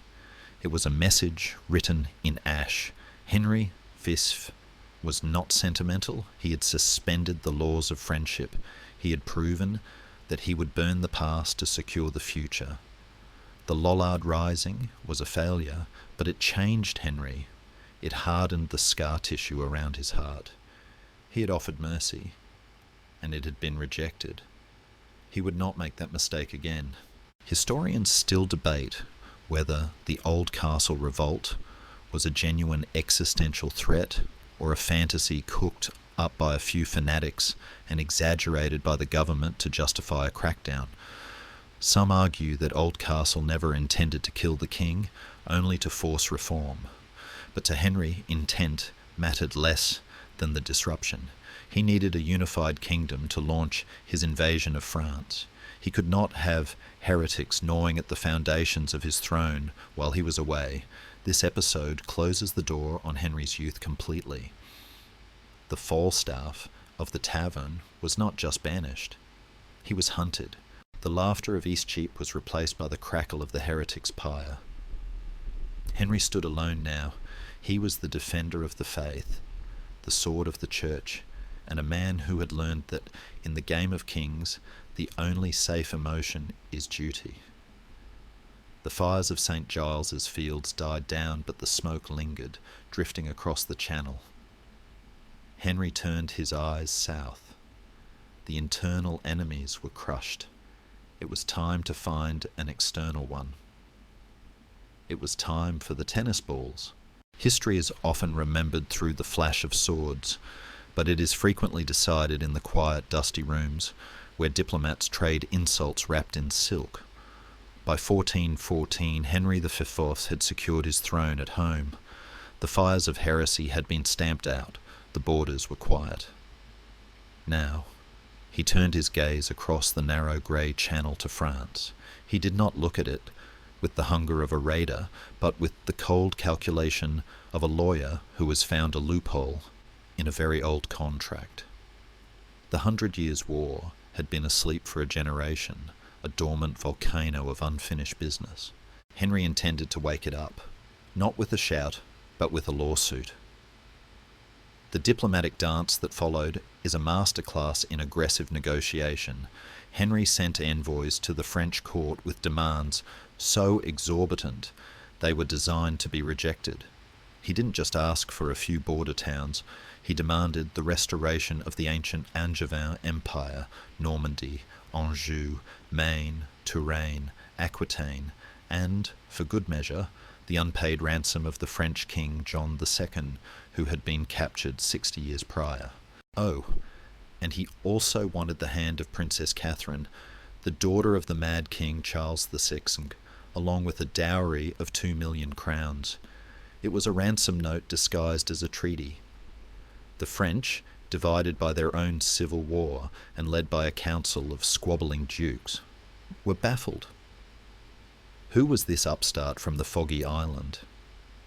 To them, Henry was just the son of a usurper, a young man with a scarred face and a shaky throne. The Dauphin of France, Louis, was roughly Henry's age, 19 to Henry's 27, but lacked the English king's steel. Louis was a creature of the court, arrogant and dismissive. And here enters the most famous prop in medieval history, the box of tennis balls. The story, immortalised by Shakespeare, goes that the French ambassadors brought a gift from the Dauphin in response to Henry's demands. When the chest was opened, it was found to contain not gold or jewels, but a set of tennis balls, a mocking suggestion that Henry should stick to games and leave the business of war to men. It is a perfect cinematic moment. The court gasps. Henry smiles a terrifying thin smile and delivers a retort about turning those balls into gunstones that will smash the roofs of French castles. Did it actually happen? Historians love to ruin good stories, and the debate here is lively. Some contemporary chroniclers mention balls to play with being sent as an insult, while others are silent. It is possible that the story was English propaganda invented later to justify the war, or perhaps a misunderstood metaphor used during the negotiations. But in a way, the truth of the physical object matters less than the truth of the sentiment. The French did underestimate him. They treated him as a child playing at kingship. They assumed that, like his ancestors, he would be satisfied with a bribe and a skirmish. They did not see the wolf standing at the door. Whether or not the tennis balls were real, Henry used the idea of the insult to masterfully manipulate public opinion. He presented himself as the injured party. He was the reasonable monarch who had asked for his rights and had been mocked in return. He went to Parliament and spoke of justice. He spoke of God. He spoke of the ancient claim of his great-grandfather, Edward III, to the French throne itself. It was a legal fiction. The Salic law of France explicitly barred inheritance through the female line, which was the basis of the English claim. But Henry believed it. Or at least, he acted as if he believed it with such intensity that it became true. While the diplomats argued over maps and dowries, Henry was quietly turning England into a war machine. This was the double diplomacy. In public, he was the peace seeker. In private, he was the quartermaster general. The archives from 1415 reveal a frenzy of logistics. The king ordered the construction of a massive fleet. He didn't just hire merchant ships, he built giants. The Trinity Royal, the Holy Ghost, the Jesus. These were floating castles designed to dominate the sea. The forests of the New Forest echoed with the sound of axes. Feathers for arrows were stripped from thousands of geese, 6 feathers from every goose in 20 counties, by royal decree. Gunpowder was mixed. Cannons were cast. Henry was also hiring an army. The indenture system was used, a professional contract where captains were paid to bring a specific number of men. This was not a feudal levy of peasants with pitchforks. This was a professional expeditionary force. We have the pay records. A duke got 13 shillings and 4 pence a day. An archer got 6 pence. It was a massive financial gamble. Henry pawned the crown jewels again. He borrowed from the City of London. He borrowed from wealthy bishops. He effectively mortgaged the kingdom on a single roll of the dice. The sensory atmosphere of Southampton in the summer of 1415 must have been overwhelming. The town was swollen with soldiers, sailors, horses and livestock. The smell of unwashed bodies, horse manure and salt water would have been thick in the heat. There was tension too. Disease, the spectre that always follows armies, was already lurking in the cramped quarters. And there was treachery. Just as the fleet was preparing to sail, the Southampton plot was discovered. It was a conspiracy involving some of the highest nobles in the land, including Henry's own cousin, the Earl of Cambridge, to assassinate the king and replace him with the Earl of March. It was the last gasp of the anti-Lancastrian factions. Henry's reaction was swift and merciless. He didn't pause the invasion. He simply held a trial, executed the ringleaders outside the city gates, and went back to work. There was no hesitation, no agonizing. The tennis balls had been served, and he was not going to let a little thing like high treason stop the match.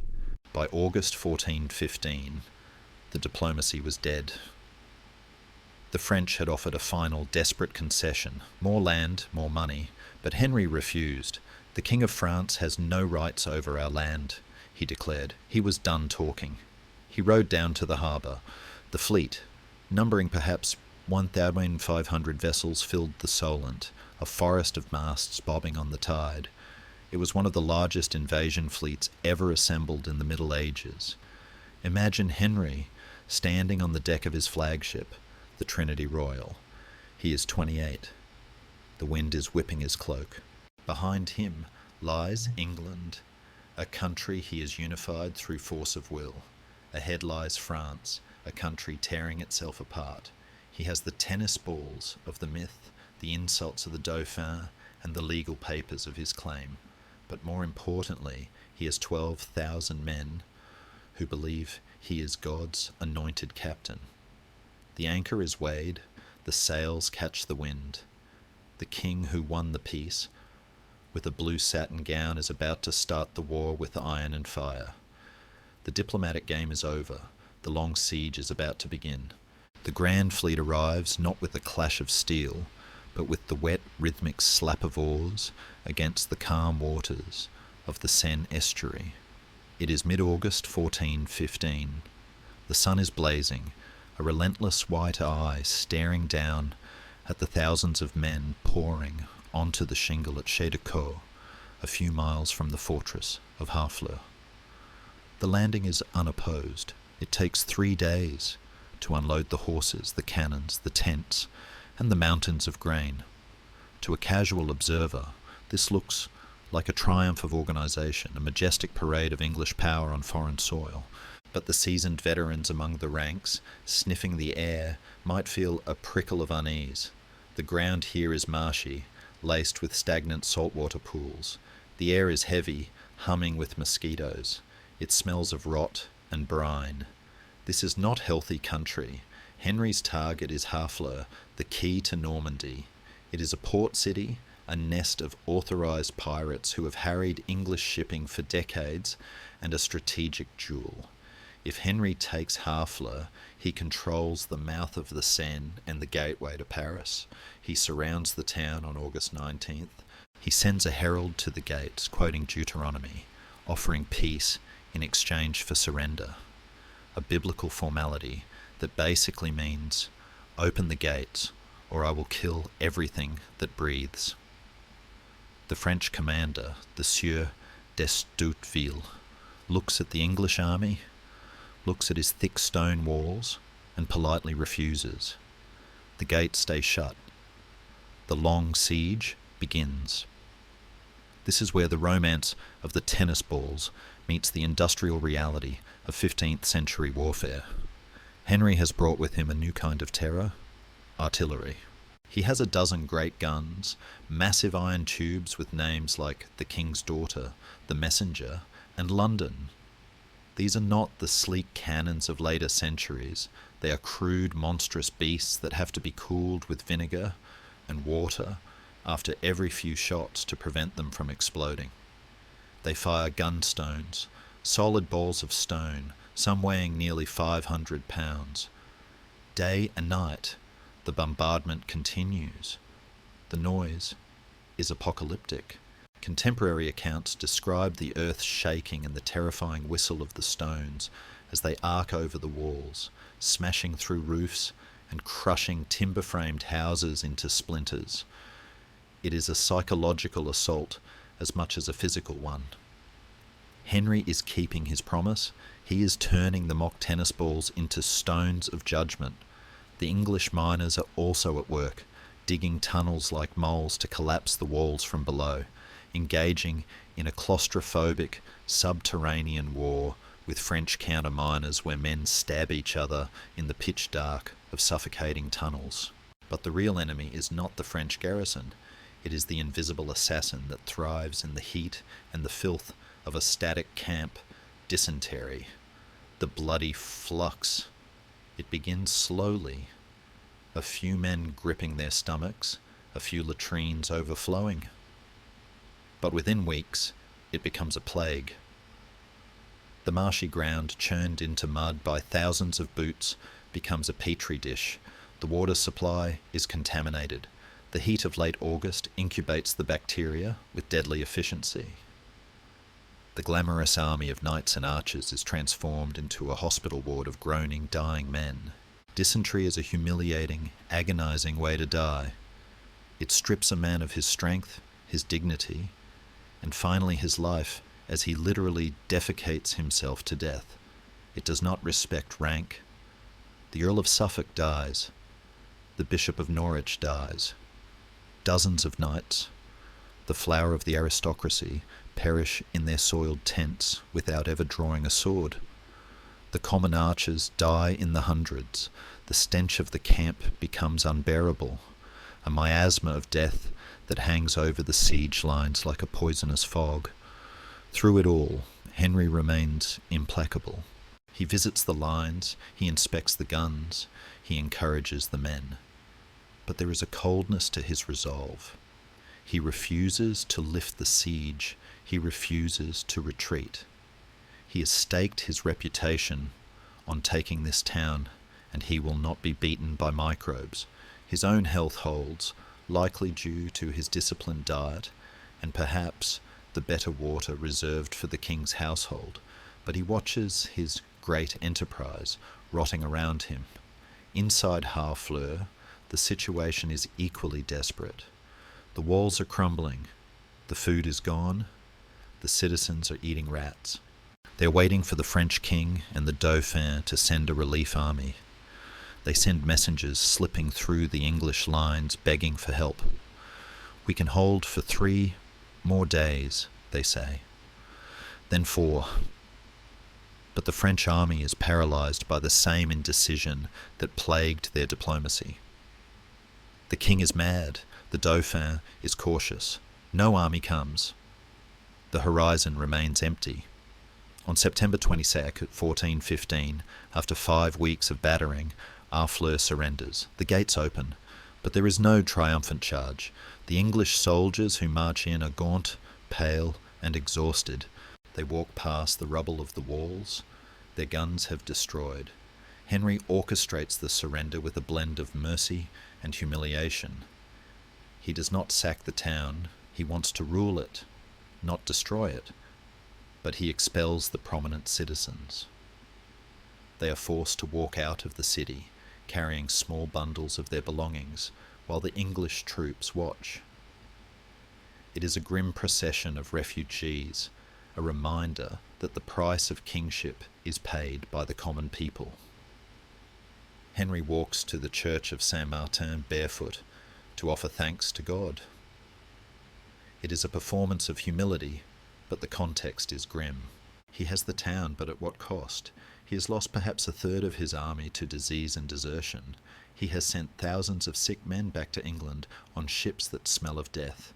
He is left with a skeleton force, perhaps 6,000 to 9,000 men, depending on which historian you believe, deep in enemy territory, with winter approaching. This is the moment where a lesser man would have declared victory and sailed home. His counsel urges him to do exactly that. "We have the key to Normandy," they argue. "Let us return to London, refit, and come back next year." It is the sensible strategic choice. The campaign season is over. The army is broken. To stay is suicide. But Henry IV is not looking for a sensible victory. He is looking for a judgment from God. He believes that if he sails home now, it will look like a retreat, it will look like weakness. He makes a decision that stuns his commanders. He announces that they will not sail home. They will march overland across 150 miles of hostile French countryside to the English stronghold of Calais. "We will see," he reportedly says, "what the Dauphin plans to do. It is a dare. It is a walk across the tiger's cage. He intends to march his sick, tired, depleted army right under the nose of the gathering French power, daring them to stop him." Historians still argue whether this was an act of supreme confidence or supreme arrogance. Was it a calculated raid to humiliate the French, or a mystical gamble by a man who believed he was untouchable? From a military standpoint, it was madness. He was stripping himself of his supply lines, his heavy artillery, which he left in Harfleur, and his escape route. He was walking into a trap. But as the orders go out, the men obey. There is something about Henry's certainty that is contagious. They pack their meagre rations, 8 days of food for a march that might take weeks. They check their bowstrings. They tighten their belts. On October 8th, the army marches out of the gates of Harfleur. They leave the smell of the dysentery wards behind, but they carry the silence of their dead friends with them. They are marching northeast toward the river Somme. The sun is setting earlier now. The air has a bite to it. And somewhere in the vast open plains of Picardy, the French chivalry is finally waking up. The siege is over. The hunt is on. The decision to march overland from Harfleur to Calais is one of the most debated strategic choices in military history. To the modern eye, looking at a map in a warm room, it looks like madness. Henry was taking a sick, depleted army of roughly 6,000 to 9,000 men on a 150-mile hike through enemy territory, with winter biting at their heels, and the entire military might of France mobilizing to crush them. Why not simply sail home? The answer lies in the peculiar psychology of medieval kingship. To sail home was to admit that the campaign was over. It was to slink away into the fog. To march, to walk calmly across the enemy's land, burning and looting as he went, was an act of supreme dominance. It was a chevauchée, a mounted raid designed to prove that the French king could not protect his own people. Henry was not just moving troops, he was performing a violent piece of theatre. "I am the master of this land," his boots said with every step, "and I will walk where I please." They left a Harfleur on October 8, 1415. The army travelled light. The heavy siege guns were left behind. The baggage was stripped to the essentials. Henry ordered his men to carry provisions for 8 days. They expected to reach Calais in that time. It was a calculated sprint. But the map of France had a surprise waiting for them, a snake winding through the landscape that would turn the sprint into a marathon of survival.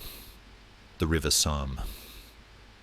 The plan was to cross the Somme at a ford called Blanchetaque, near the river's mouth. This was hallowed ground for the English. Henry's great-grandfather, Edward III, had crossed there before his glorious victory at Crécy. Henry, obsessed with history and legitimacy, wanted to walk in his ancestors' footsteps, literally. But the French had read the same history books. When the English vanguard reached the ford on October 13th, they found it heavily defended. Stakes were driven into the riverbed. French troops lined the far bank. The door was locked. This was the first moment of true crisis. The 8 days of food were nearly gone. The English were trapped on the wrong side of a wide tidal river, with the ocean to their left and the French army gathering to their right. Henry had two choices: fight a suicidal battle to force the crossing, or turn south, inland, away from Calais, away from safety, to hunt for another bridge. He turned south. The march that followed was a descent into misery. The weather, Henry's constant nemesis, turned savage. The autumn rains began, transforming the roads of Picardy into troughs of sucking clay. The English army, already weakened by the dysentery of Harfleur, began to starve. The 8 days of rations ran out. The soldiers scavenged what they could: walnuts, berries, raw vegetables dug from muddy fields. There was a dark humour in the chronicler's accounts of archers, the deadliest killers in Europe, fighting over a turnip. They drank water from ditches, reigniting the bloody flux in their guts. The army left a trail of exhausted men dying in the mud behind them. Henry, however, was everywhere. He enforced a discipline that was terrifying in its rigidity. When a soldier stole a pyx, a box for the consecrated host, from a church, Henry had him hanged in sight of the army. It was a brutal message. We are not bandits. We are God's soldiers. We will starve before we commit sacrilege. This incident, later famously adapted by Shakespeare, actually happened. It wasn't just piety, it was survival. Henry knew that if his army dissolved into a looting rabble, they would be picked off by the angry peasantry. As they marched south, moving deeper into France, the French army shadowed them on the other side of the river. It was a nightmare game of cat and mouse. The English could see the French scouts riding parallel to them, mirroring their movements. Every bridge they reached was broken, every ford guarded. The French were herding them, driving them further and further from the coast, pushing them toward the headwaters of the Somme, where the main French host was gathering. The trap was closing. For a week, this agonizing detour continued. They marched over 60 miles out of their way. The morale of the troops began to fray.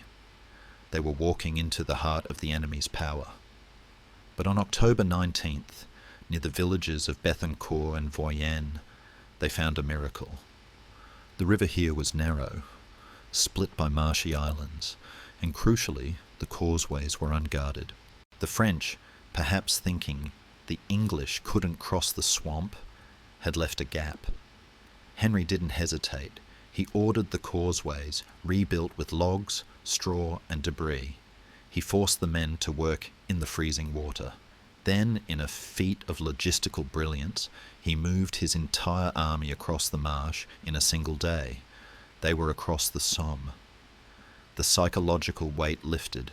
They turned north again, finally heading toward Calais. But the relief was short-lived. The French, realizing the English had slipped the net, stopped shadowing and started hunting. They moved to intercept. On October 20th, French heralds rode into the English camp. These were the messengers of doom. They were dressed in tabards of blue velvet and gold lilies, a stark contrast to the muddy, ragged English king they came to address. They delivered a formal challenge. The princes of France informed Henry that they would fight him before he reached Calais. Henry's response is legendary for its stoic cool. He didn't bluster. He simply said, "I am marching to Calais. I do not seek a battle, but I will not hide in a hole to avoid one. If you try to stop me, you will do so at your peril." He gave the heralds a gift of gold coins, a gesture of supreme confidence, and sent them away. But as they rode off, Henry must have felt the cold knot of reality in his stomach. The battle was no longer a possibility. It was a scheduled appointment.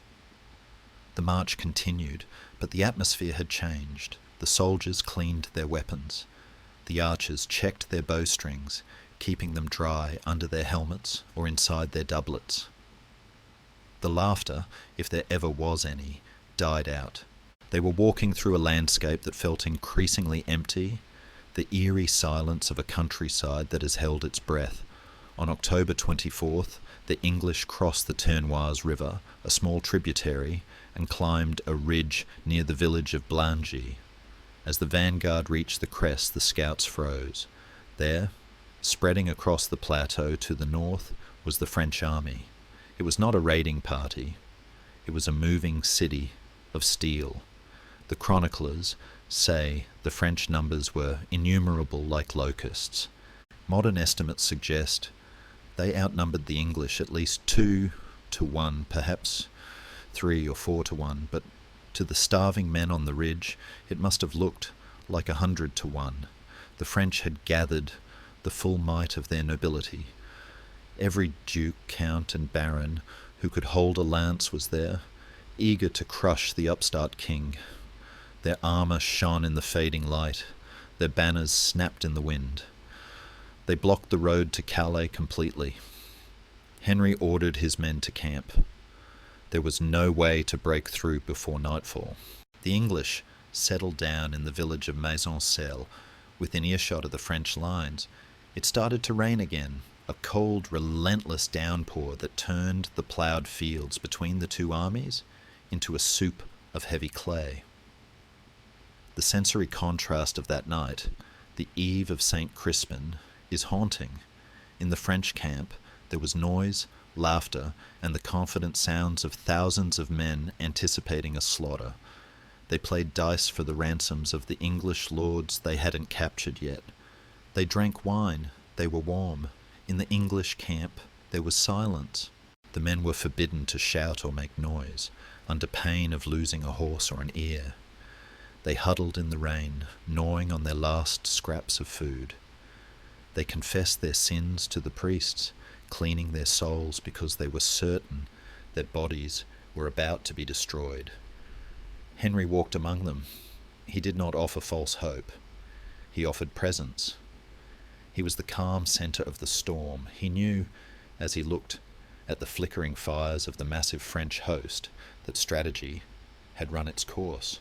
The manoeuvring was over. The diplomacy was over. The long march was over. All that was left was the mud, the rain, and the waiting.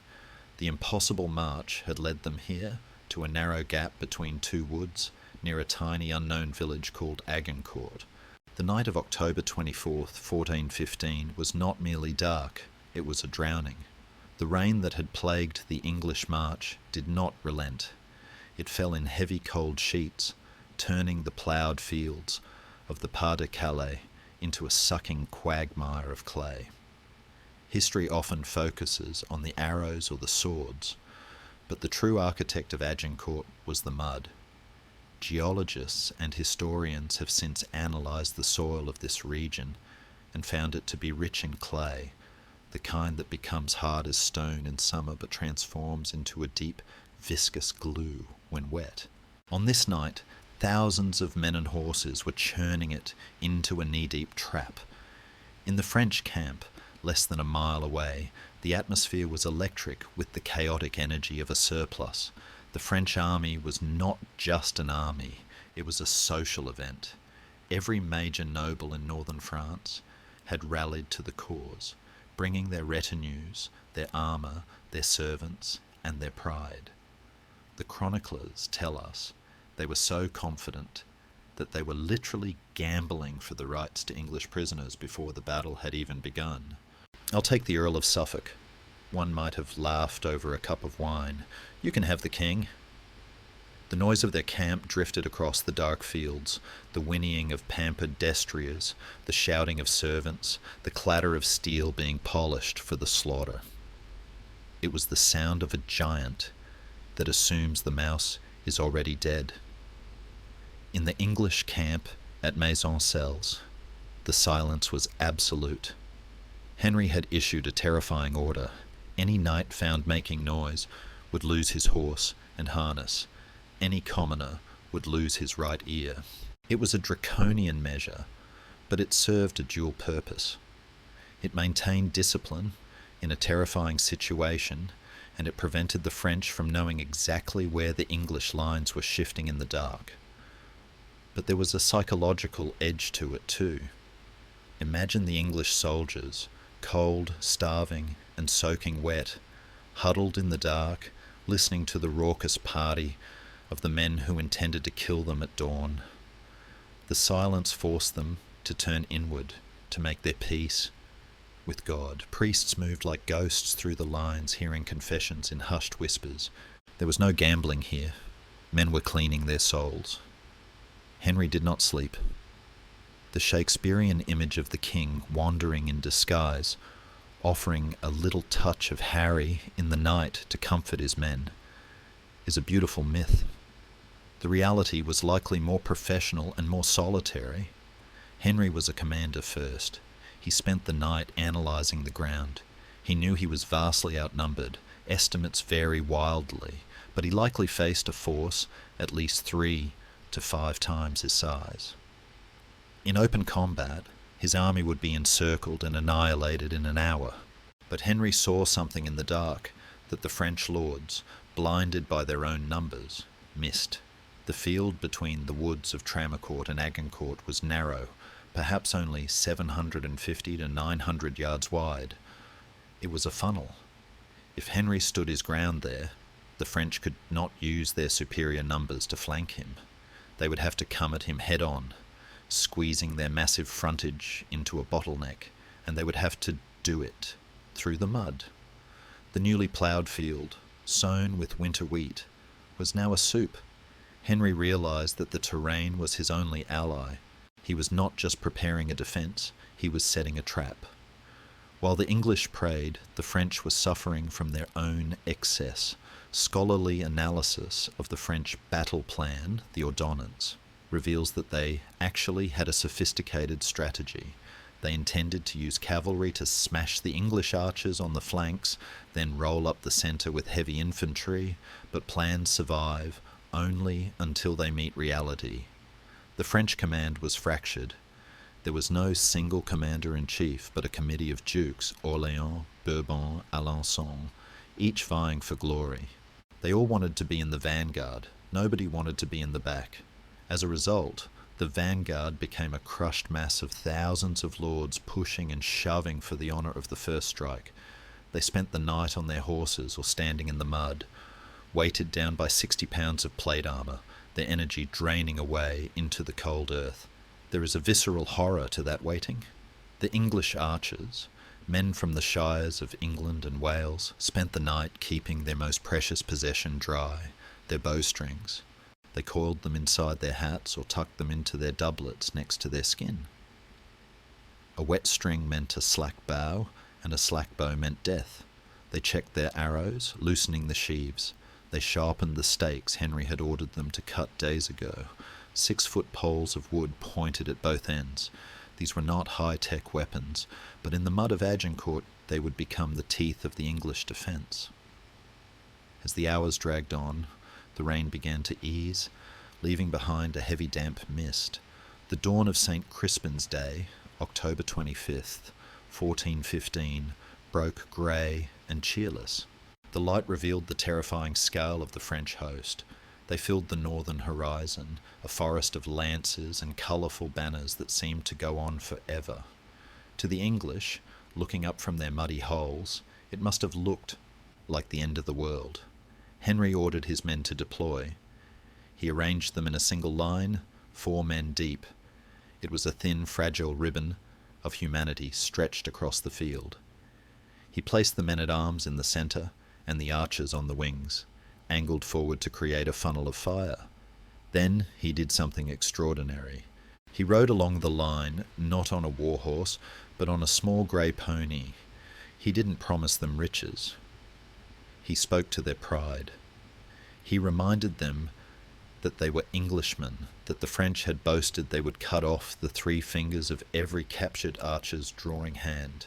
"Fight," he told them, "and you will go home. Fail, and you will not be men anymore." The 2 armies stood facing each other across the muddy field. The distance was about 1,000 yards. The French, comfortable in their numbers and perhaps waiting for more troops to arrive, did not move. They sat, ate, and waited for the English to wither. This was the final test of Henry's nerve. If he stayed where he was, his men would starve or freeze. He had to force the French to attack. At around 11:00 a.m., Henry made his move. "In the name of Almighty God and St. George, advance banner," he shouted. The English army pulled up their stakes and marched forward. They moved slowly, trudging through the mud, until they were within extreme bowshot, about 250 to 300 yards, of the French line. They planted their stakes again, hammering them into the soft earth, angling them toward the enemy. They were now in range. The French were still eating lunch. Henry signalled his archers. A single arrow, or perhaps a volley, arched high into the grey sky, whistling through the damp air to land among the French knights. It was a slap in the face. It was the gunstone promised years ago, delivered now in wood and feather. The French nobility, stung by the insult and the arrows, dropped their food and scrambled for their helmets.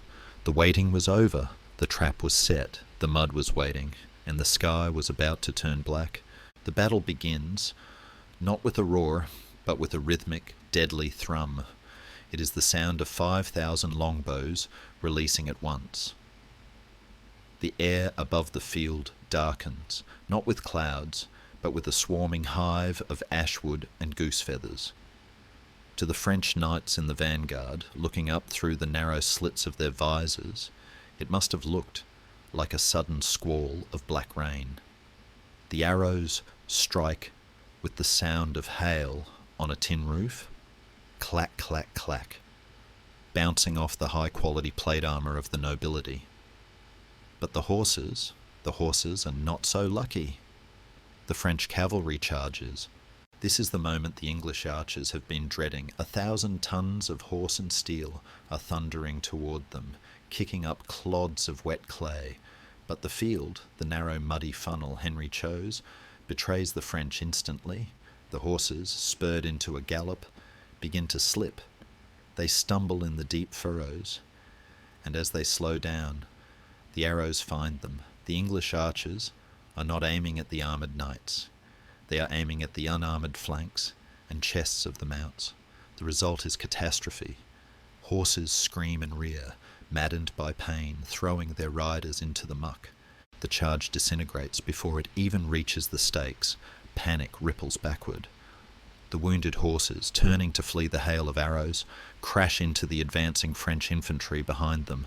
The locusts are trampling each other. Now the main body of the French army begins its march. It is a slow, terrifying wall of steel. These are the dismounted knights, the cream of French chivalry, wading through the mud to crush the English line. But the mud is deeper than they thought. It sucks at their greaves. It drags at their sabatons. Men are sinking to their knees. What should be a majestic advance becomes a slow-motion nightmare. They are packed so tightly, shoulder to shoulder, eager to get at the English, that they cannot lift their arms to swing their weapons. They are crushing themselves, and the arrows keep coming. The English archers are firing 10, 12 arrows a minute. They are not just shooting. They are rhythmically pumping death into the French mass. When the arrows run out, the archers drop their bows. They grab axes, mallets, swords, and even the stakes from the ground. In a scene that defies all the rules of chivalry, the light-footed, unarmoured archers rush into the mud. They are quicker than the knights. They swarm over the exhausted, immobilized French lords like wolves on trapped deer.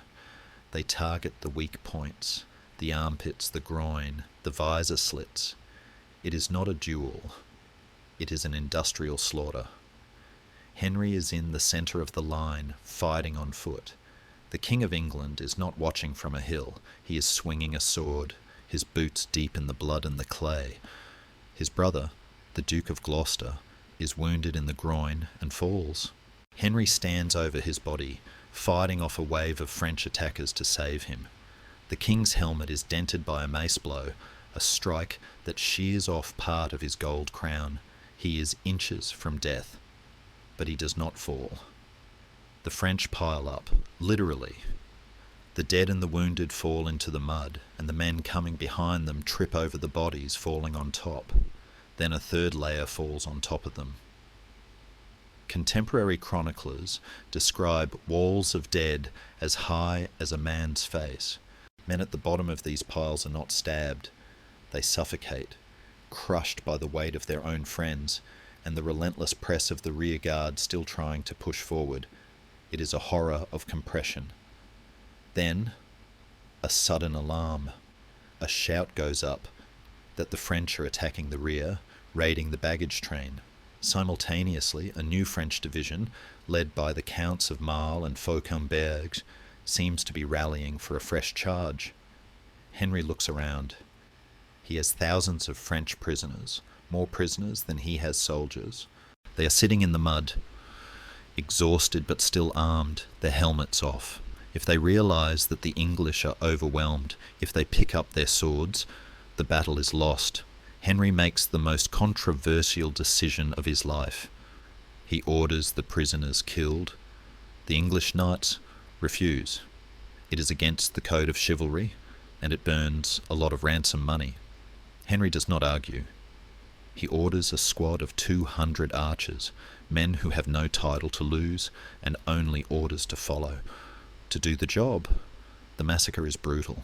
Prisoners are stabbed, bludgeoned, or have their throats slit where they sit. It is a cold-blooded war crime by modern standards, a desperate necessity by Henry's. He sends a herald to the wavering French line, "Attack again, and I will kill every remaining prisoner, and then you." The French, seeing the slaughter and the resolve of the English king, dissolve. They retreat. The sun begins to set. The field is silent, save for the crying of the wounded and the squelch of looters, pulling rings off dead fingers. The English are exhausted, leaning on their bloody weapons, unable to believe they are alive. Henry calls the French heralds, Mountjoy, to him. "What is this castle called?" he asks, gesturing to a nearby building. "Agincourt, sire," the herald replies. "Then let this battle be known," Henry says, his voice likely rasping with fatigue, as the Battle of Agincourt. The numbers are staggering. The French have lost perhaps 6,000 to 10,000 men. The roll call of the dead reads like a who's who of French nobility: 3 dukes, 7 counts, and over 90 lords. The Constable of France is dead. The Admiral of France is dead. The English losses, debated, but shockingly low. Perhaps 112. Perhaps 400. Almost certainly under 600. It is a mathematical impossibility, a miracle of mud and discipline. Henry does not celebrate. He does not allow songs of glory. He orders the psalm Non nobis Domine, not unto us, O Lord, but unto thy name give glory, to be sung. He rides across the field, the mud splashing his battered armour, the broken crown still on his helmet. He has done it. He has walked into the fire and come out holding the soul of France in his hand. The myth is complete. The madcap is dead. The conqueror has arrived. The Channel crossing in November 1415 was, unsurprisingly, terrible.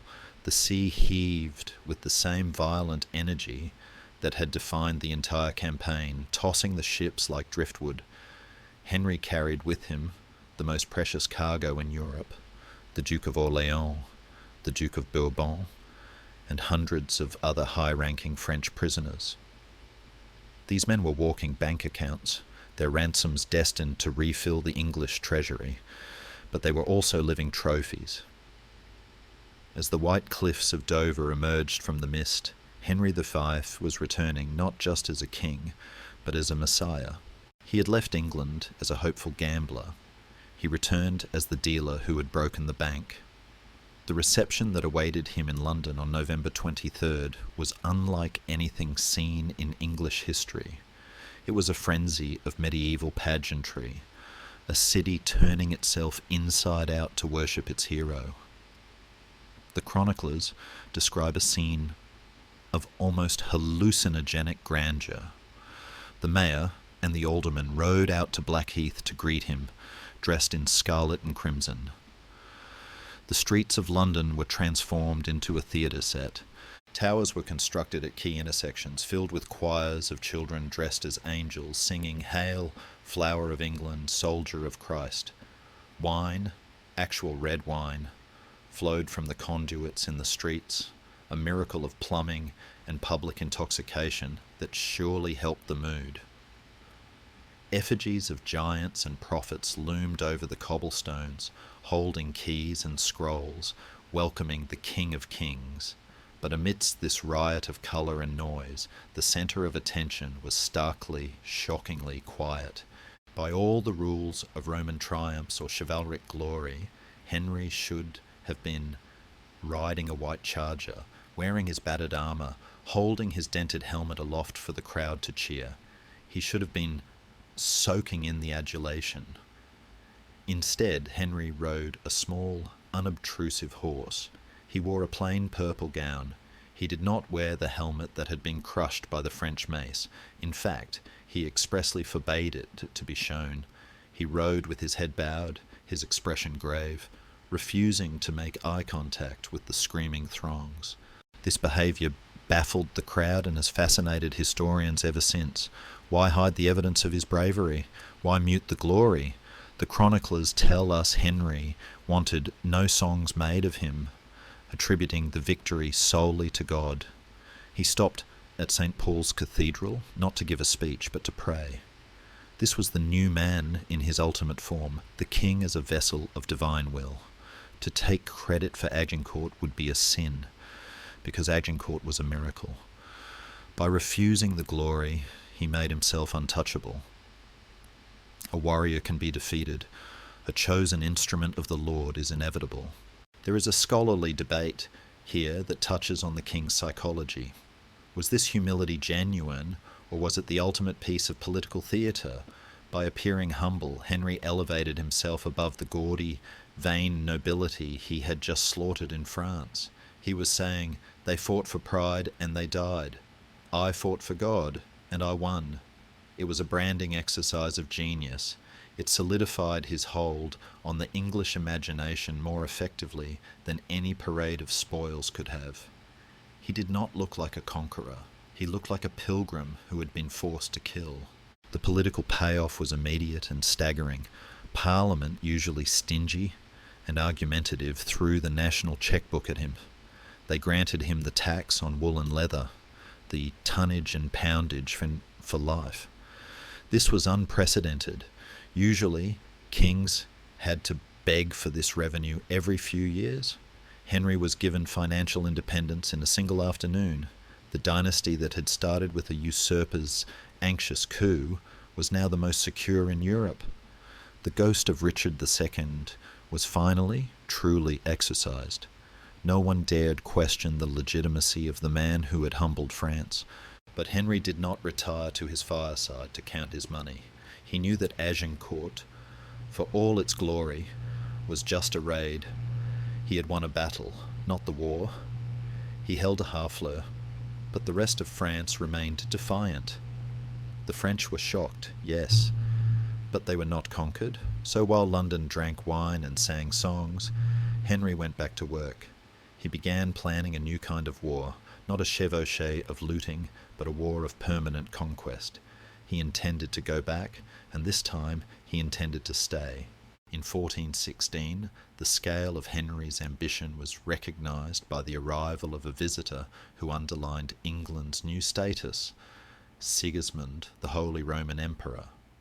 This was the most prestigious monarch in Christendom, the secular head of the Church. He came to London ostensibly to broker a peace between England and France, but in reality he came to see the phenomenon. Henry pulled out all the stops. He built a temporary palace for the emperor at Westminster. He laid on feasts that featured hundreds of dishes. But he also made a point of his sovereignty. When Sigismund's ship arrived at Dover, Henry's uncle, the Duke of Gloucester, rode into the water with his sword drawn, and demanded to know if the emperor intended to claim any authority over England. Only when Sigismund said no was he allowed to land. It was a prickly, confident assertion. England is no longer a second-rate power. Henry charmed the emperor. They signed the Treaty of Canterbury, a mutual defence pact that effectively isolated France diplomatically. It was a coup. The French were now friendless, leaderless, and terrified. Henry had moved the pieces on the chessboard so that the next phase of the war would be fought on his terms. The Agincourt Carol, that haunting triumphant song with the refrain Deo gratias Anglia, rede pro Victoria, England, give thanks to God for victory, began to circulate in the taverns and churches. But Henry was already looking past the music. He was commissioning new siege engines. He was hiring more carpenters. He was building a navy that would clear the channel of French pirates once and for all. There is a small human detail from this period that is often overlooked. Amidst the high politics and the preparations for war, Henry found time to establish a new monastery at Sheen. It was a Brigittine house, a place of perpetual prayer. He called it Sion. He mandated that the monks and nuns pray for the souls of his father and, crucially, for the soul of Richard II. Even at the height of his power, the sin of the father gnawed at him. He was building a fortress of prayer to protect his soul, just as he was building a fortress of ships to protect his kingdom. By 1417, the preparations were complete. This was not the ragtag, dysentery-ridden army of 1415. This was a professional occupation force. Henry had learned from his mistakes. He brought more doctors. He brought more miners. He brought women and children, settlers. He wasn't going to raid Normandy. He was going to become its duke. As he prepared to sail again, the mood was different. The ecstasy of Agincourt had faded into a grim determination. The tennis balls were long forgotten. The king, who stood on the deck, was 30 years old. He was scarred, wealthy, and terrifyingly competent. He had played the role of the humble pilgrim in London, but as he looked south toward the coast of France, the mask was slipping. The humble king was leaving. The hammer of the French was returning. The long romance of the raid was over. The hard grinding work of empire was about to begin. If Agincourt was a poem of violence, the campaign of 1417 is a textbook of engineering.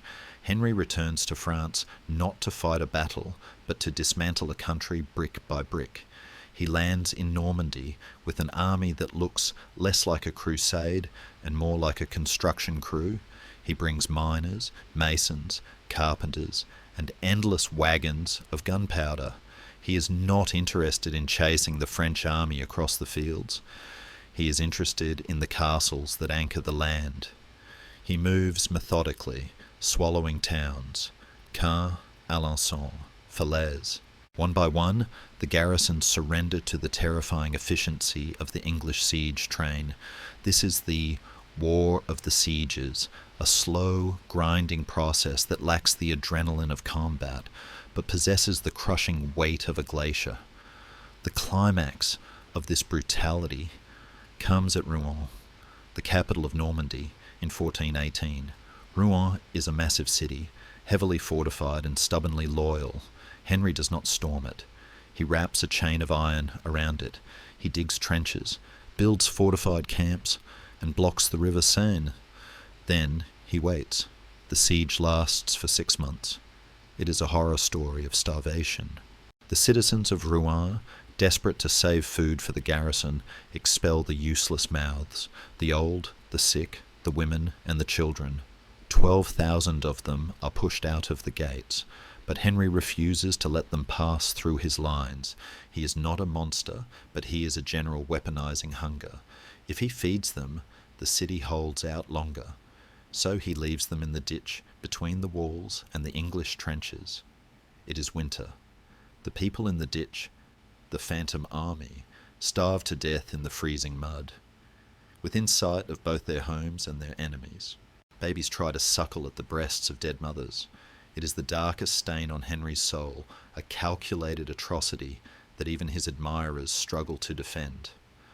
When the city finally falls in January 1419, Henry rides in not as a saviour, but as a judgment. He fines the city 300,000 crowns and demands a palace to live in. He has reconquered the Duchy of Normandy, the land of his ancestors, but the price is a mass grave in a frozen moat. While Henry is crushing the north, the rest of France is committing suicide.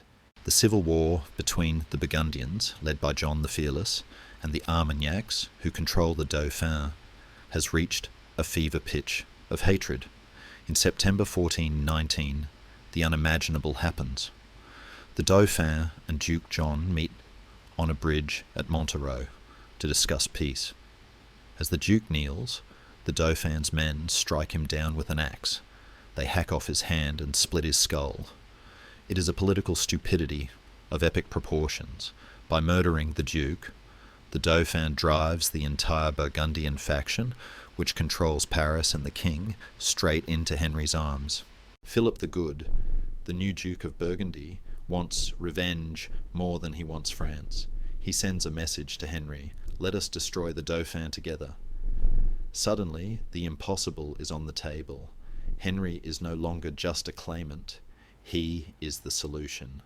Negotiators meet in the city of Troyes in May 1420 to sign the treaty that will end the 100 Years' War. The terms are breathtaking. Charles VI, the Mad King of France, remains on the throne for his lifetime, but his son, the Dauphin, is declared a bastard and disinherited. The heir to the French crown will be Henry V and his heirs forever.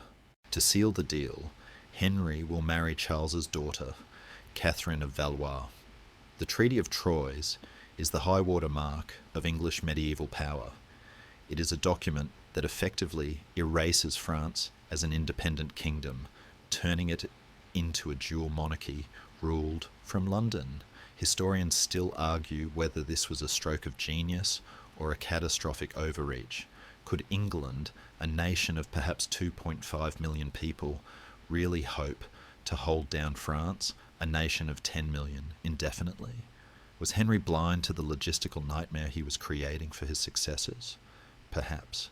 But in the spring of 1420, with the ink drying on the parchment, it looked like destiny. And then there is the wedding. Shakespeare gives us a delightful scene of Henry wooing Catherine, stumbling over his bad French, calling her his fair flower. It is a rom-com moment in the middle of a war movie. The reality was likely stiffer, buried under layers of protocol and translation. But there is evidence that Henry was genuinely taken with her. Catherine was 18, beautiful, and carried the blood of St. Louis.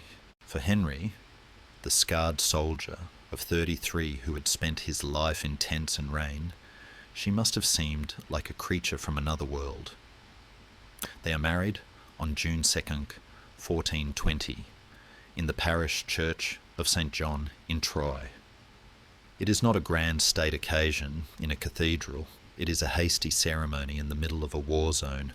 Henry wears a suit of gold cloth, but his armour is packed in the wagon outside.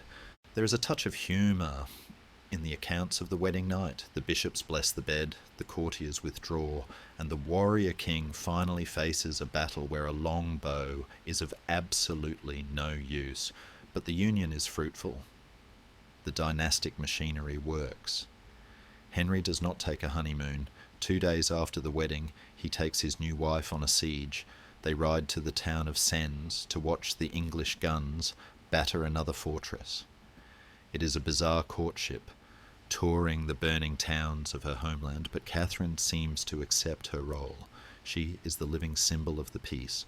She travels with him, a splash of silk in a sea of iron. In December 1420, Henry and Charles VI enter Paris together. The crowds cheer, not because they love the English, but because they are exhausted.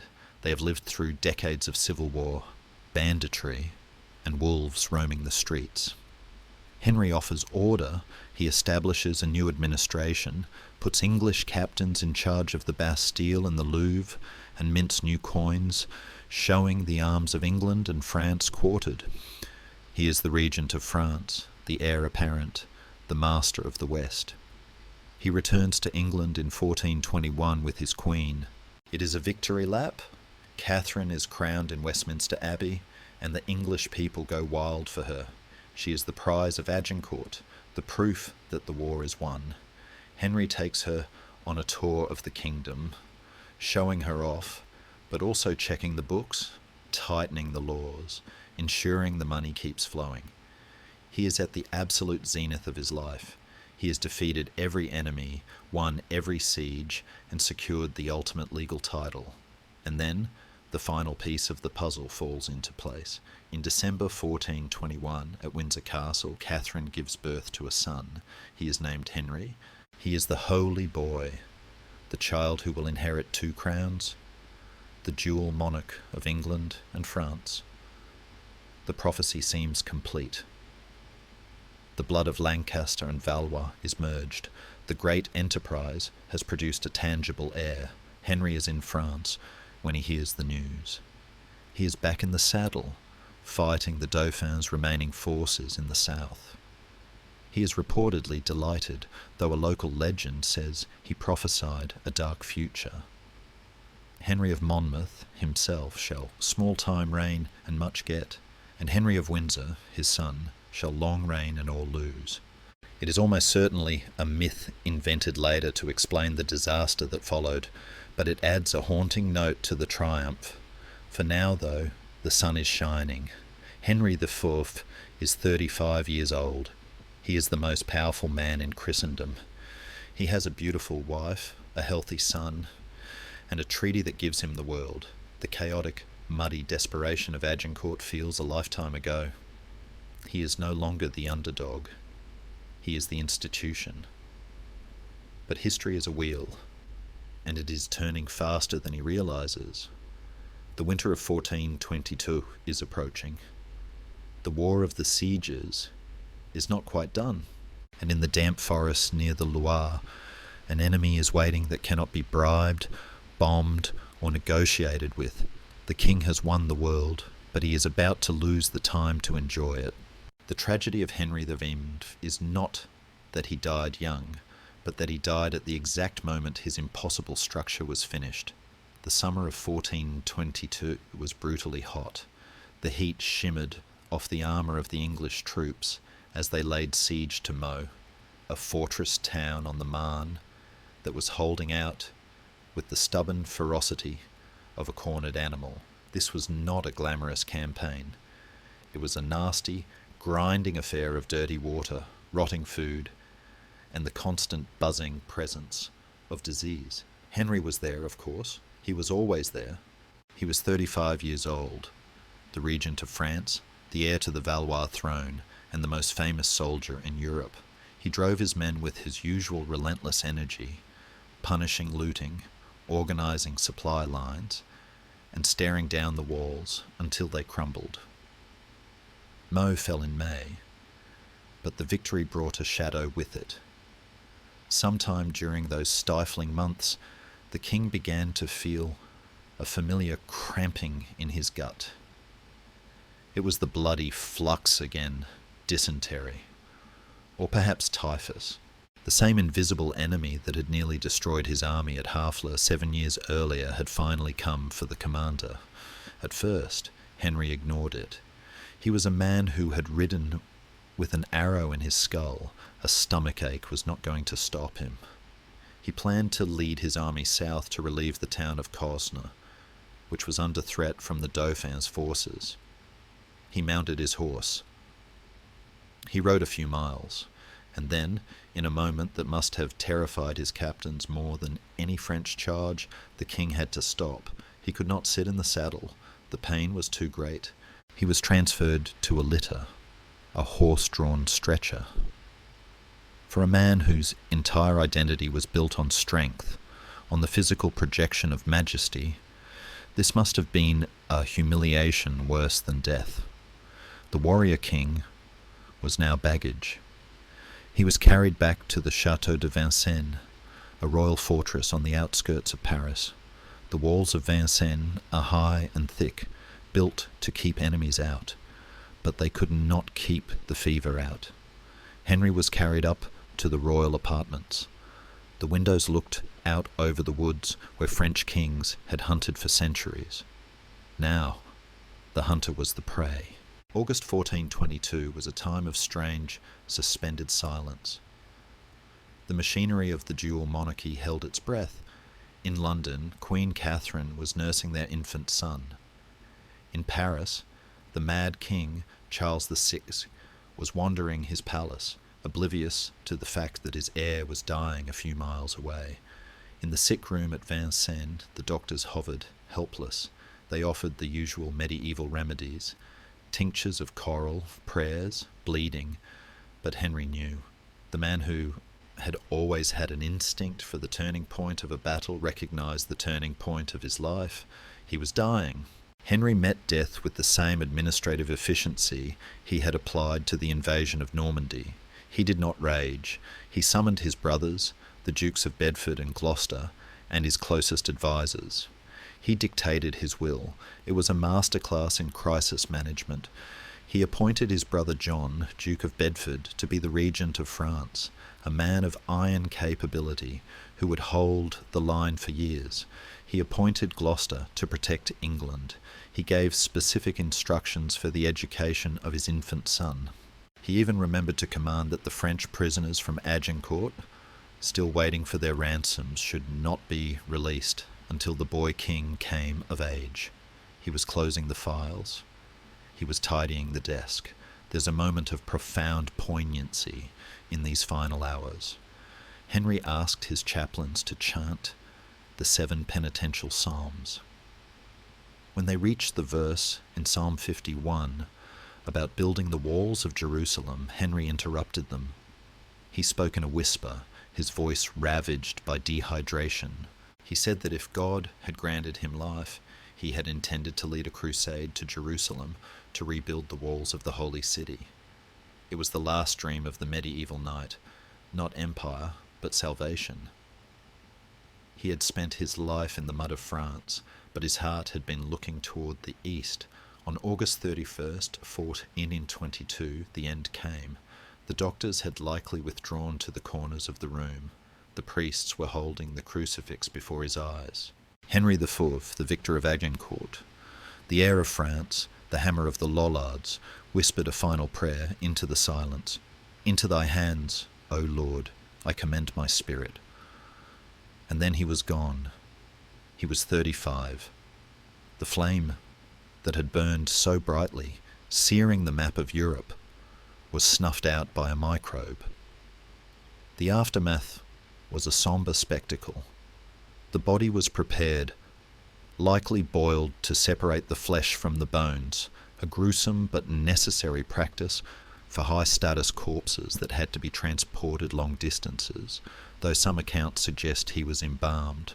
A grand procession began the slow, mournful journey back to England. It moved like a dark river through the French countryside. At every town where the coffin rested, masses were sung. The French people, who had feared him, now watched him leave in silence. He travelled back through the lands he had conquered, through Rouen, through Abbeville, past the field of Agincourt where the mud had long since dried. He was buried in Westminster Abbey on November 7th, 1422.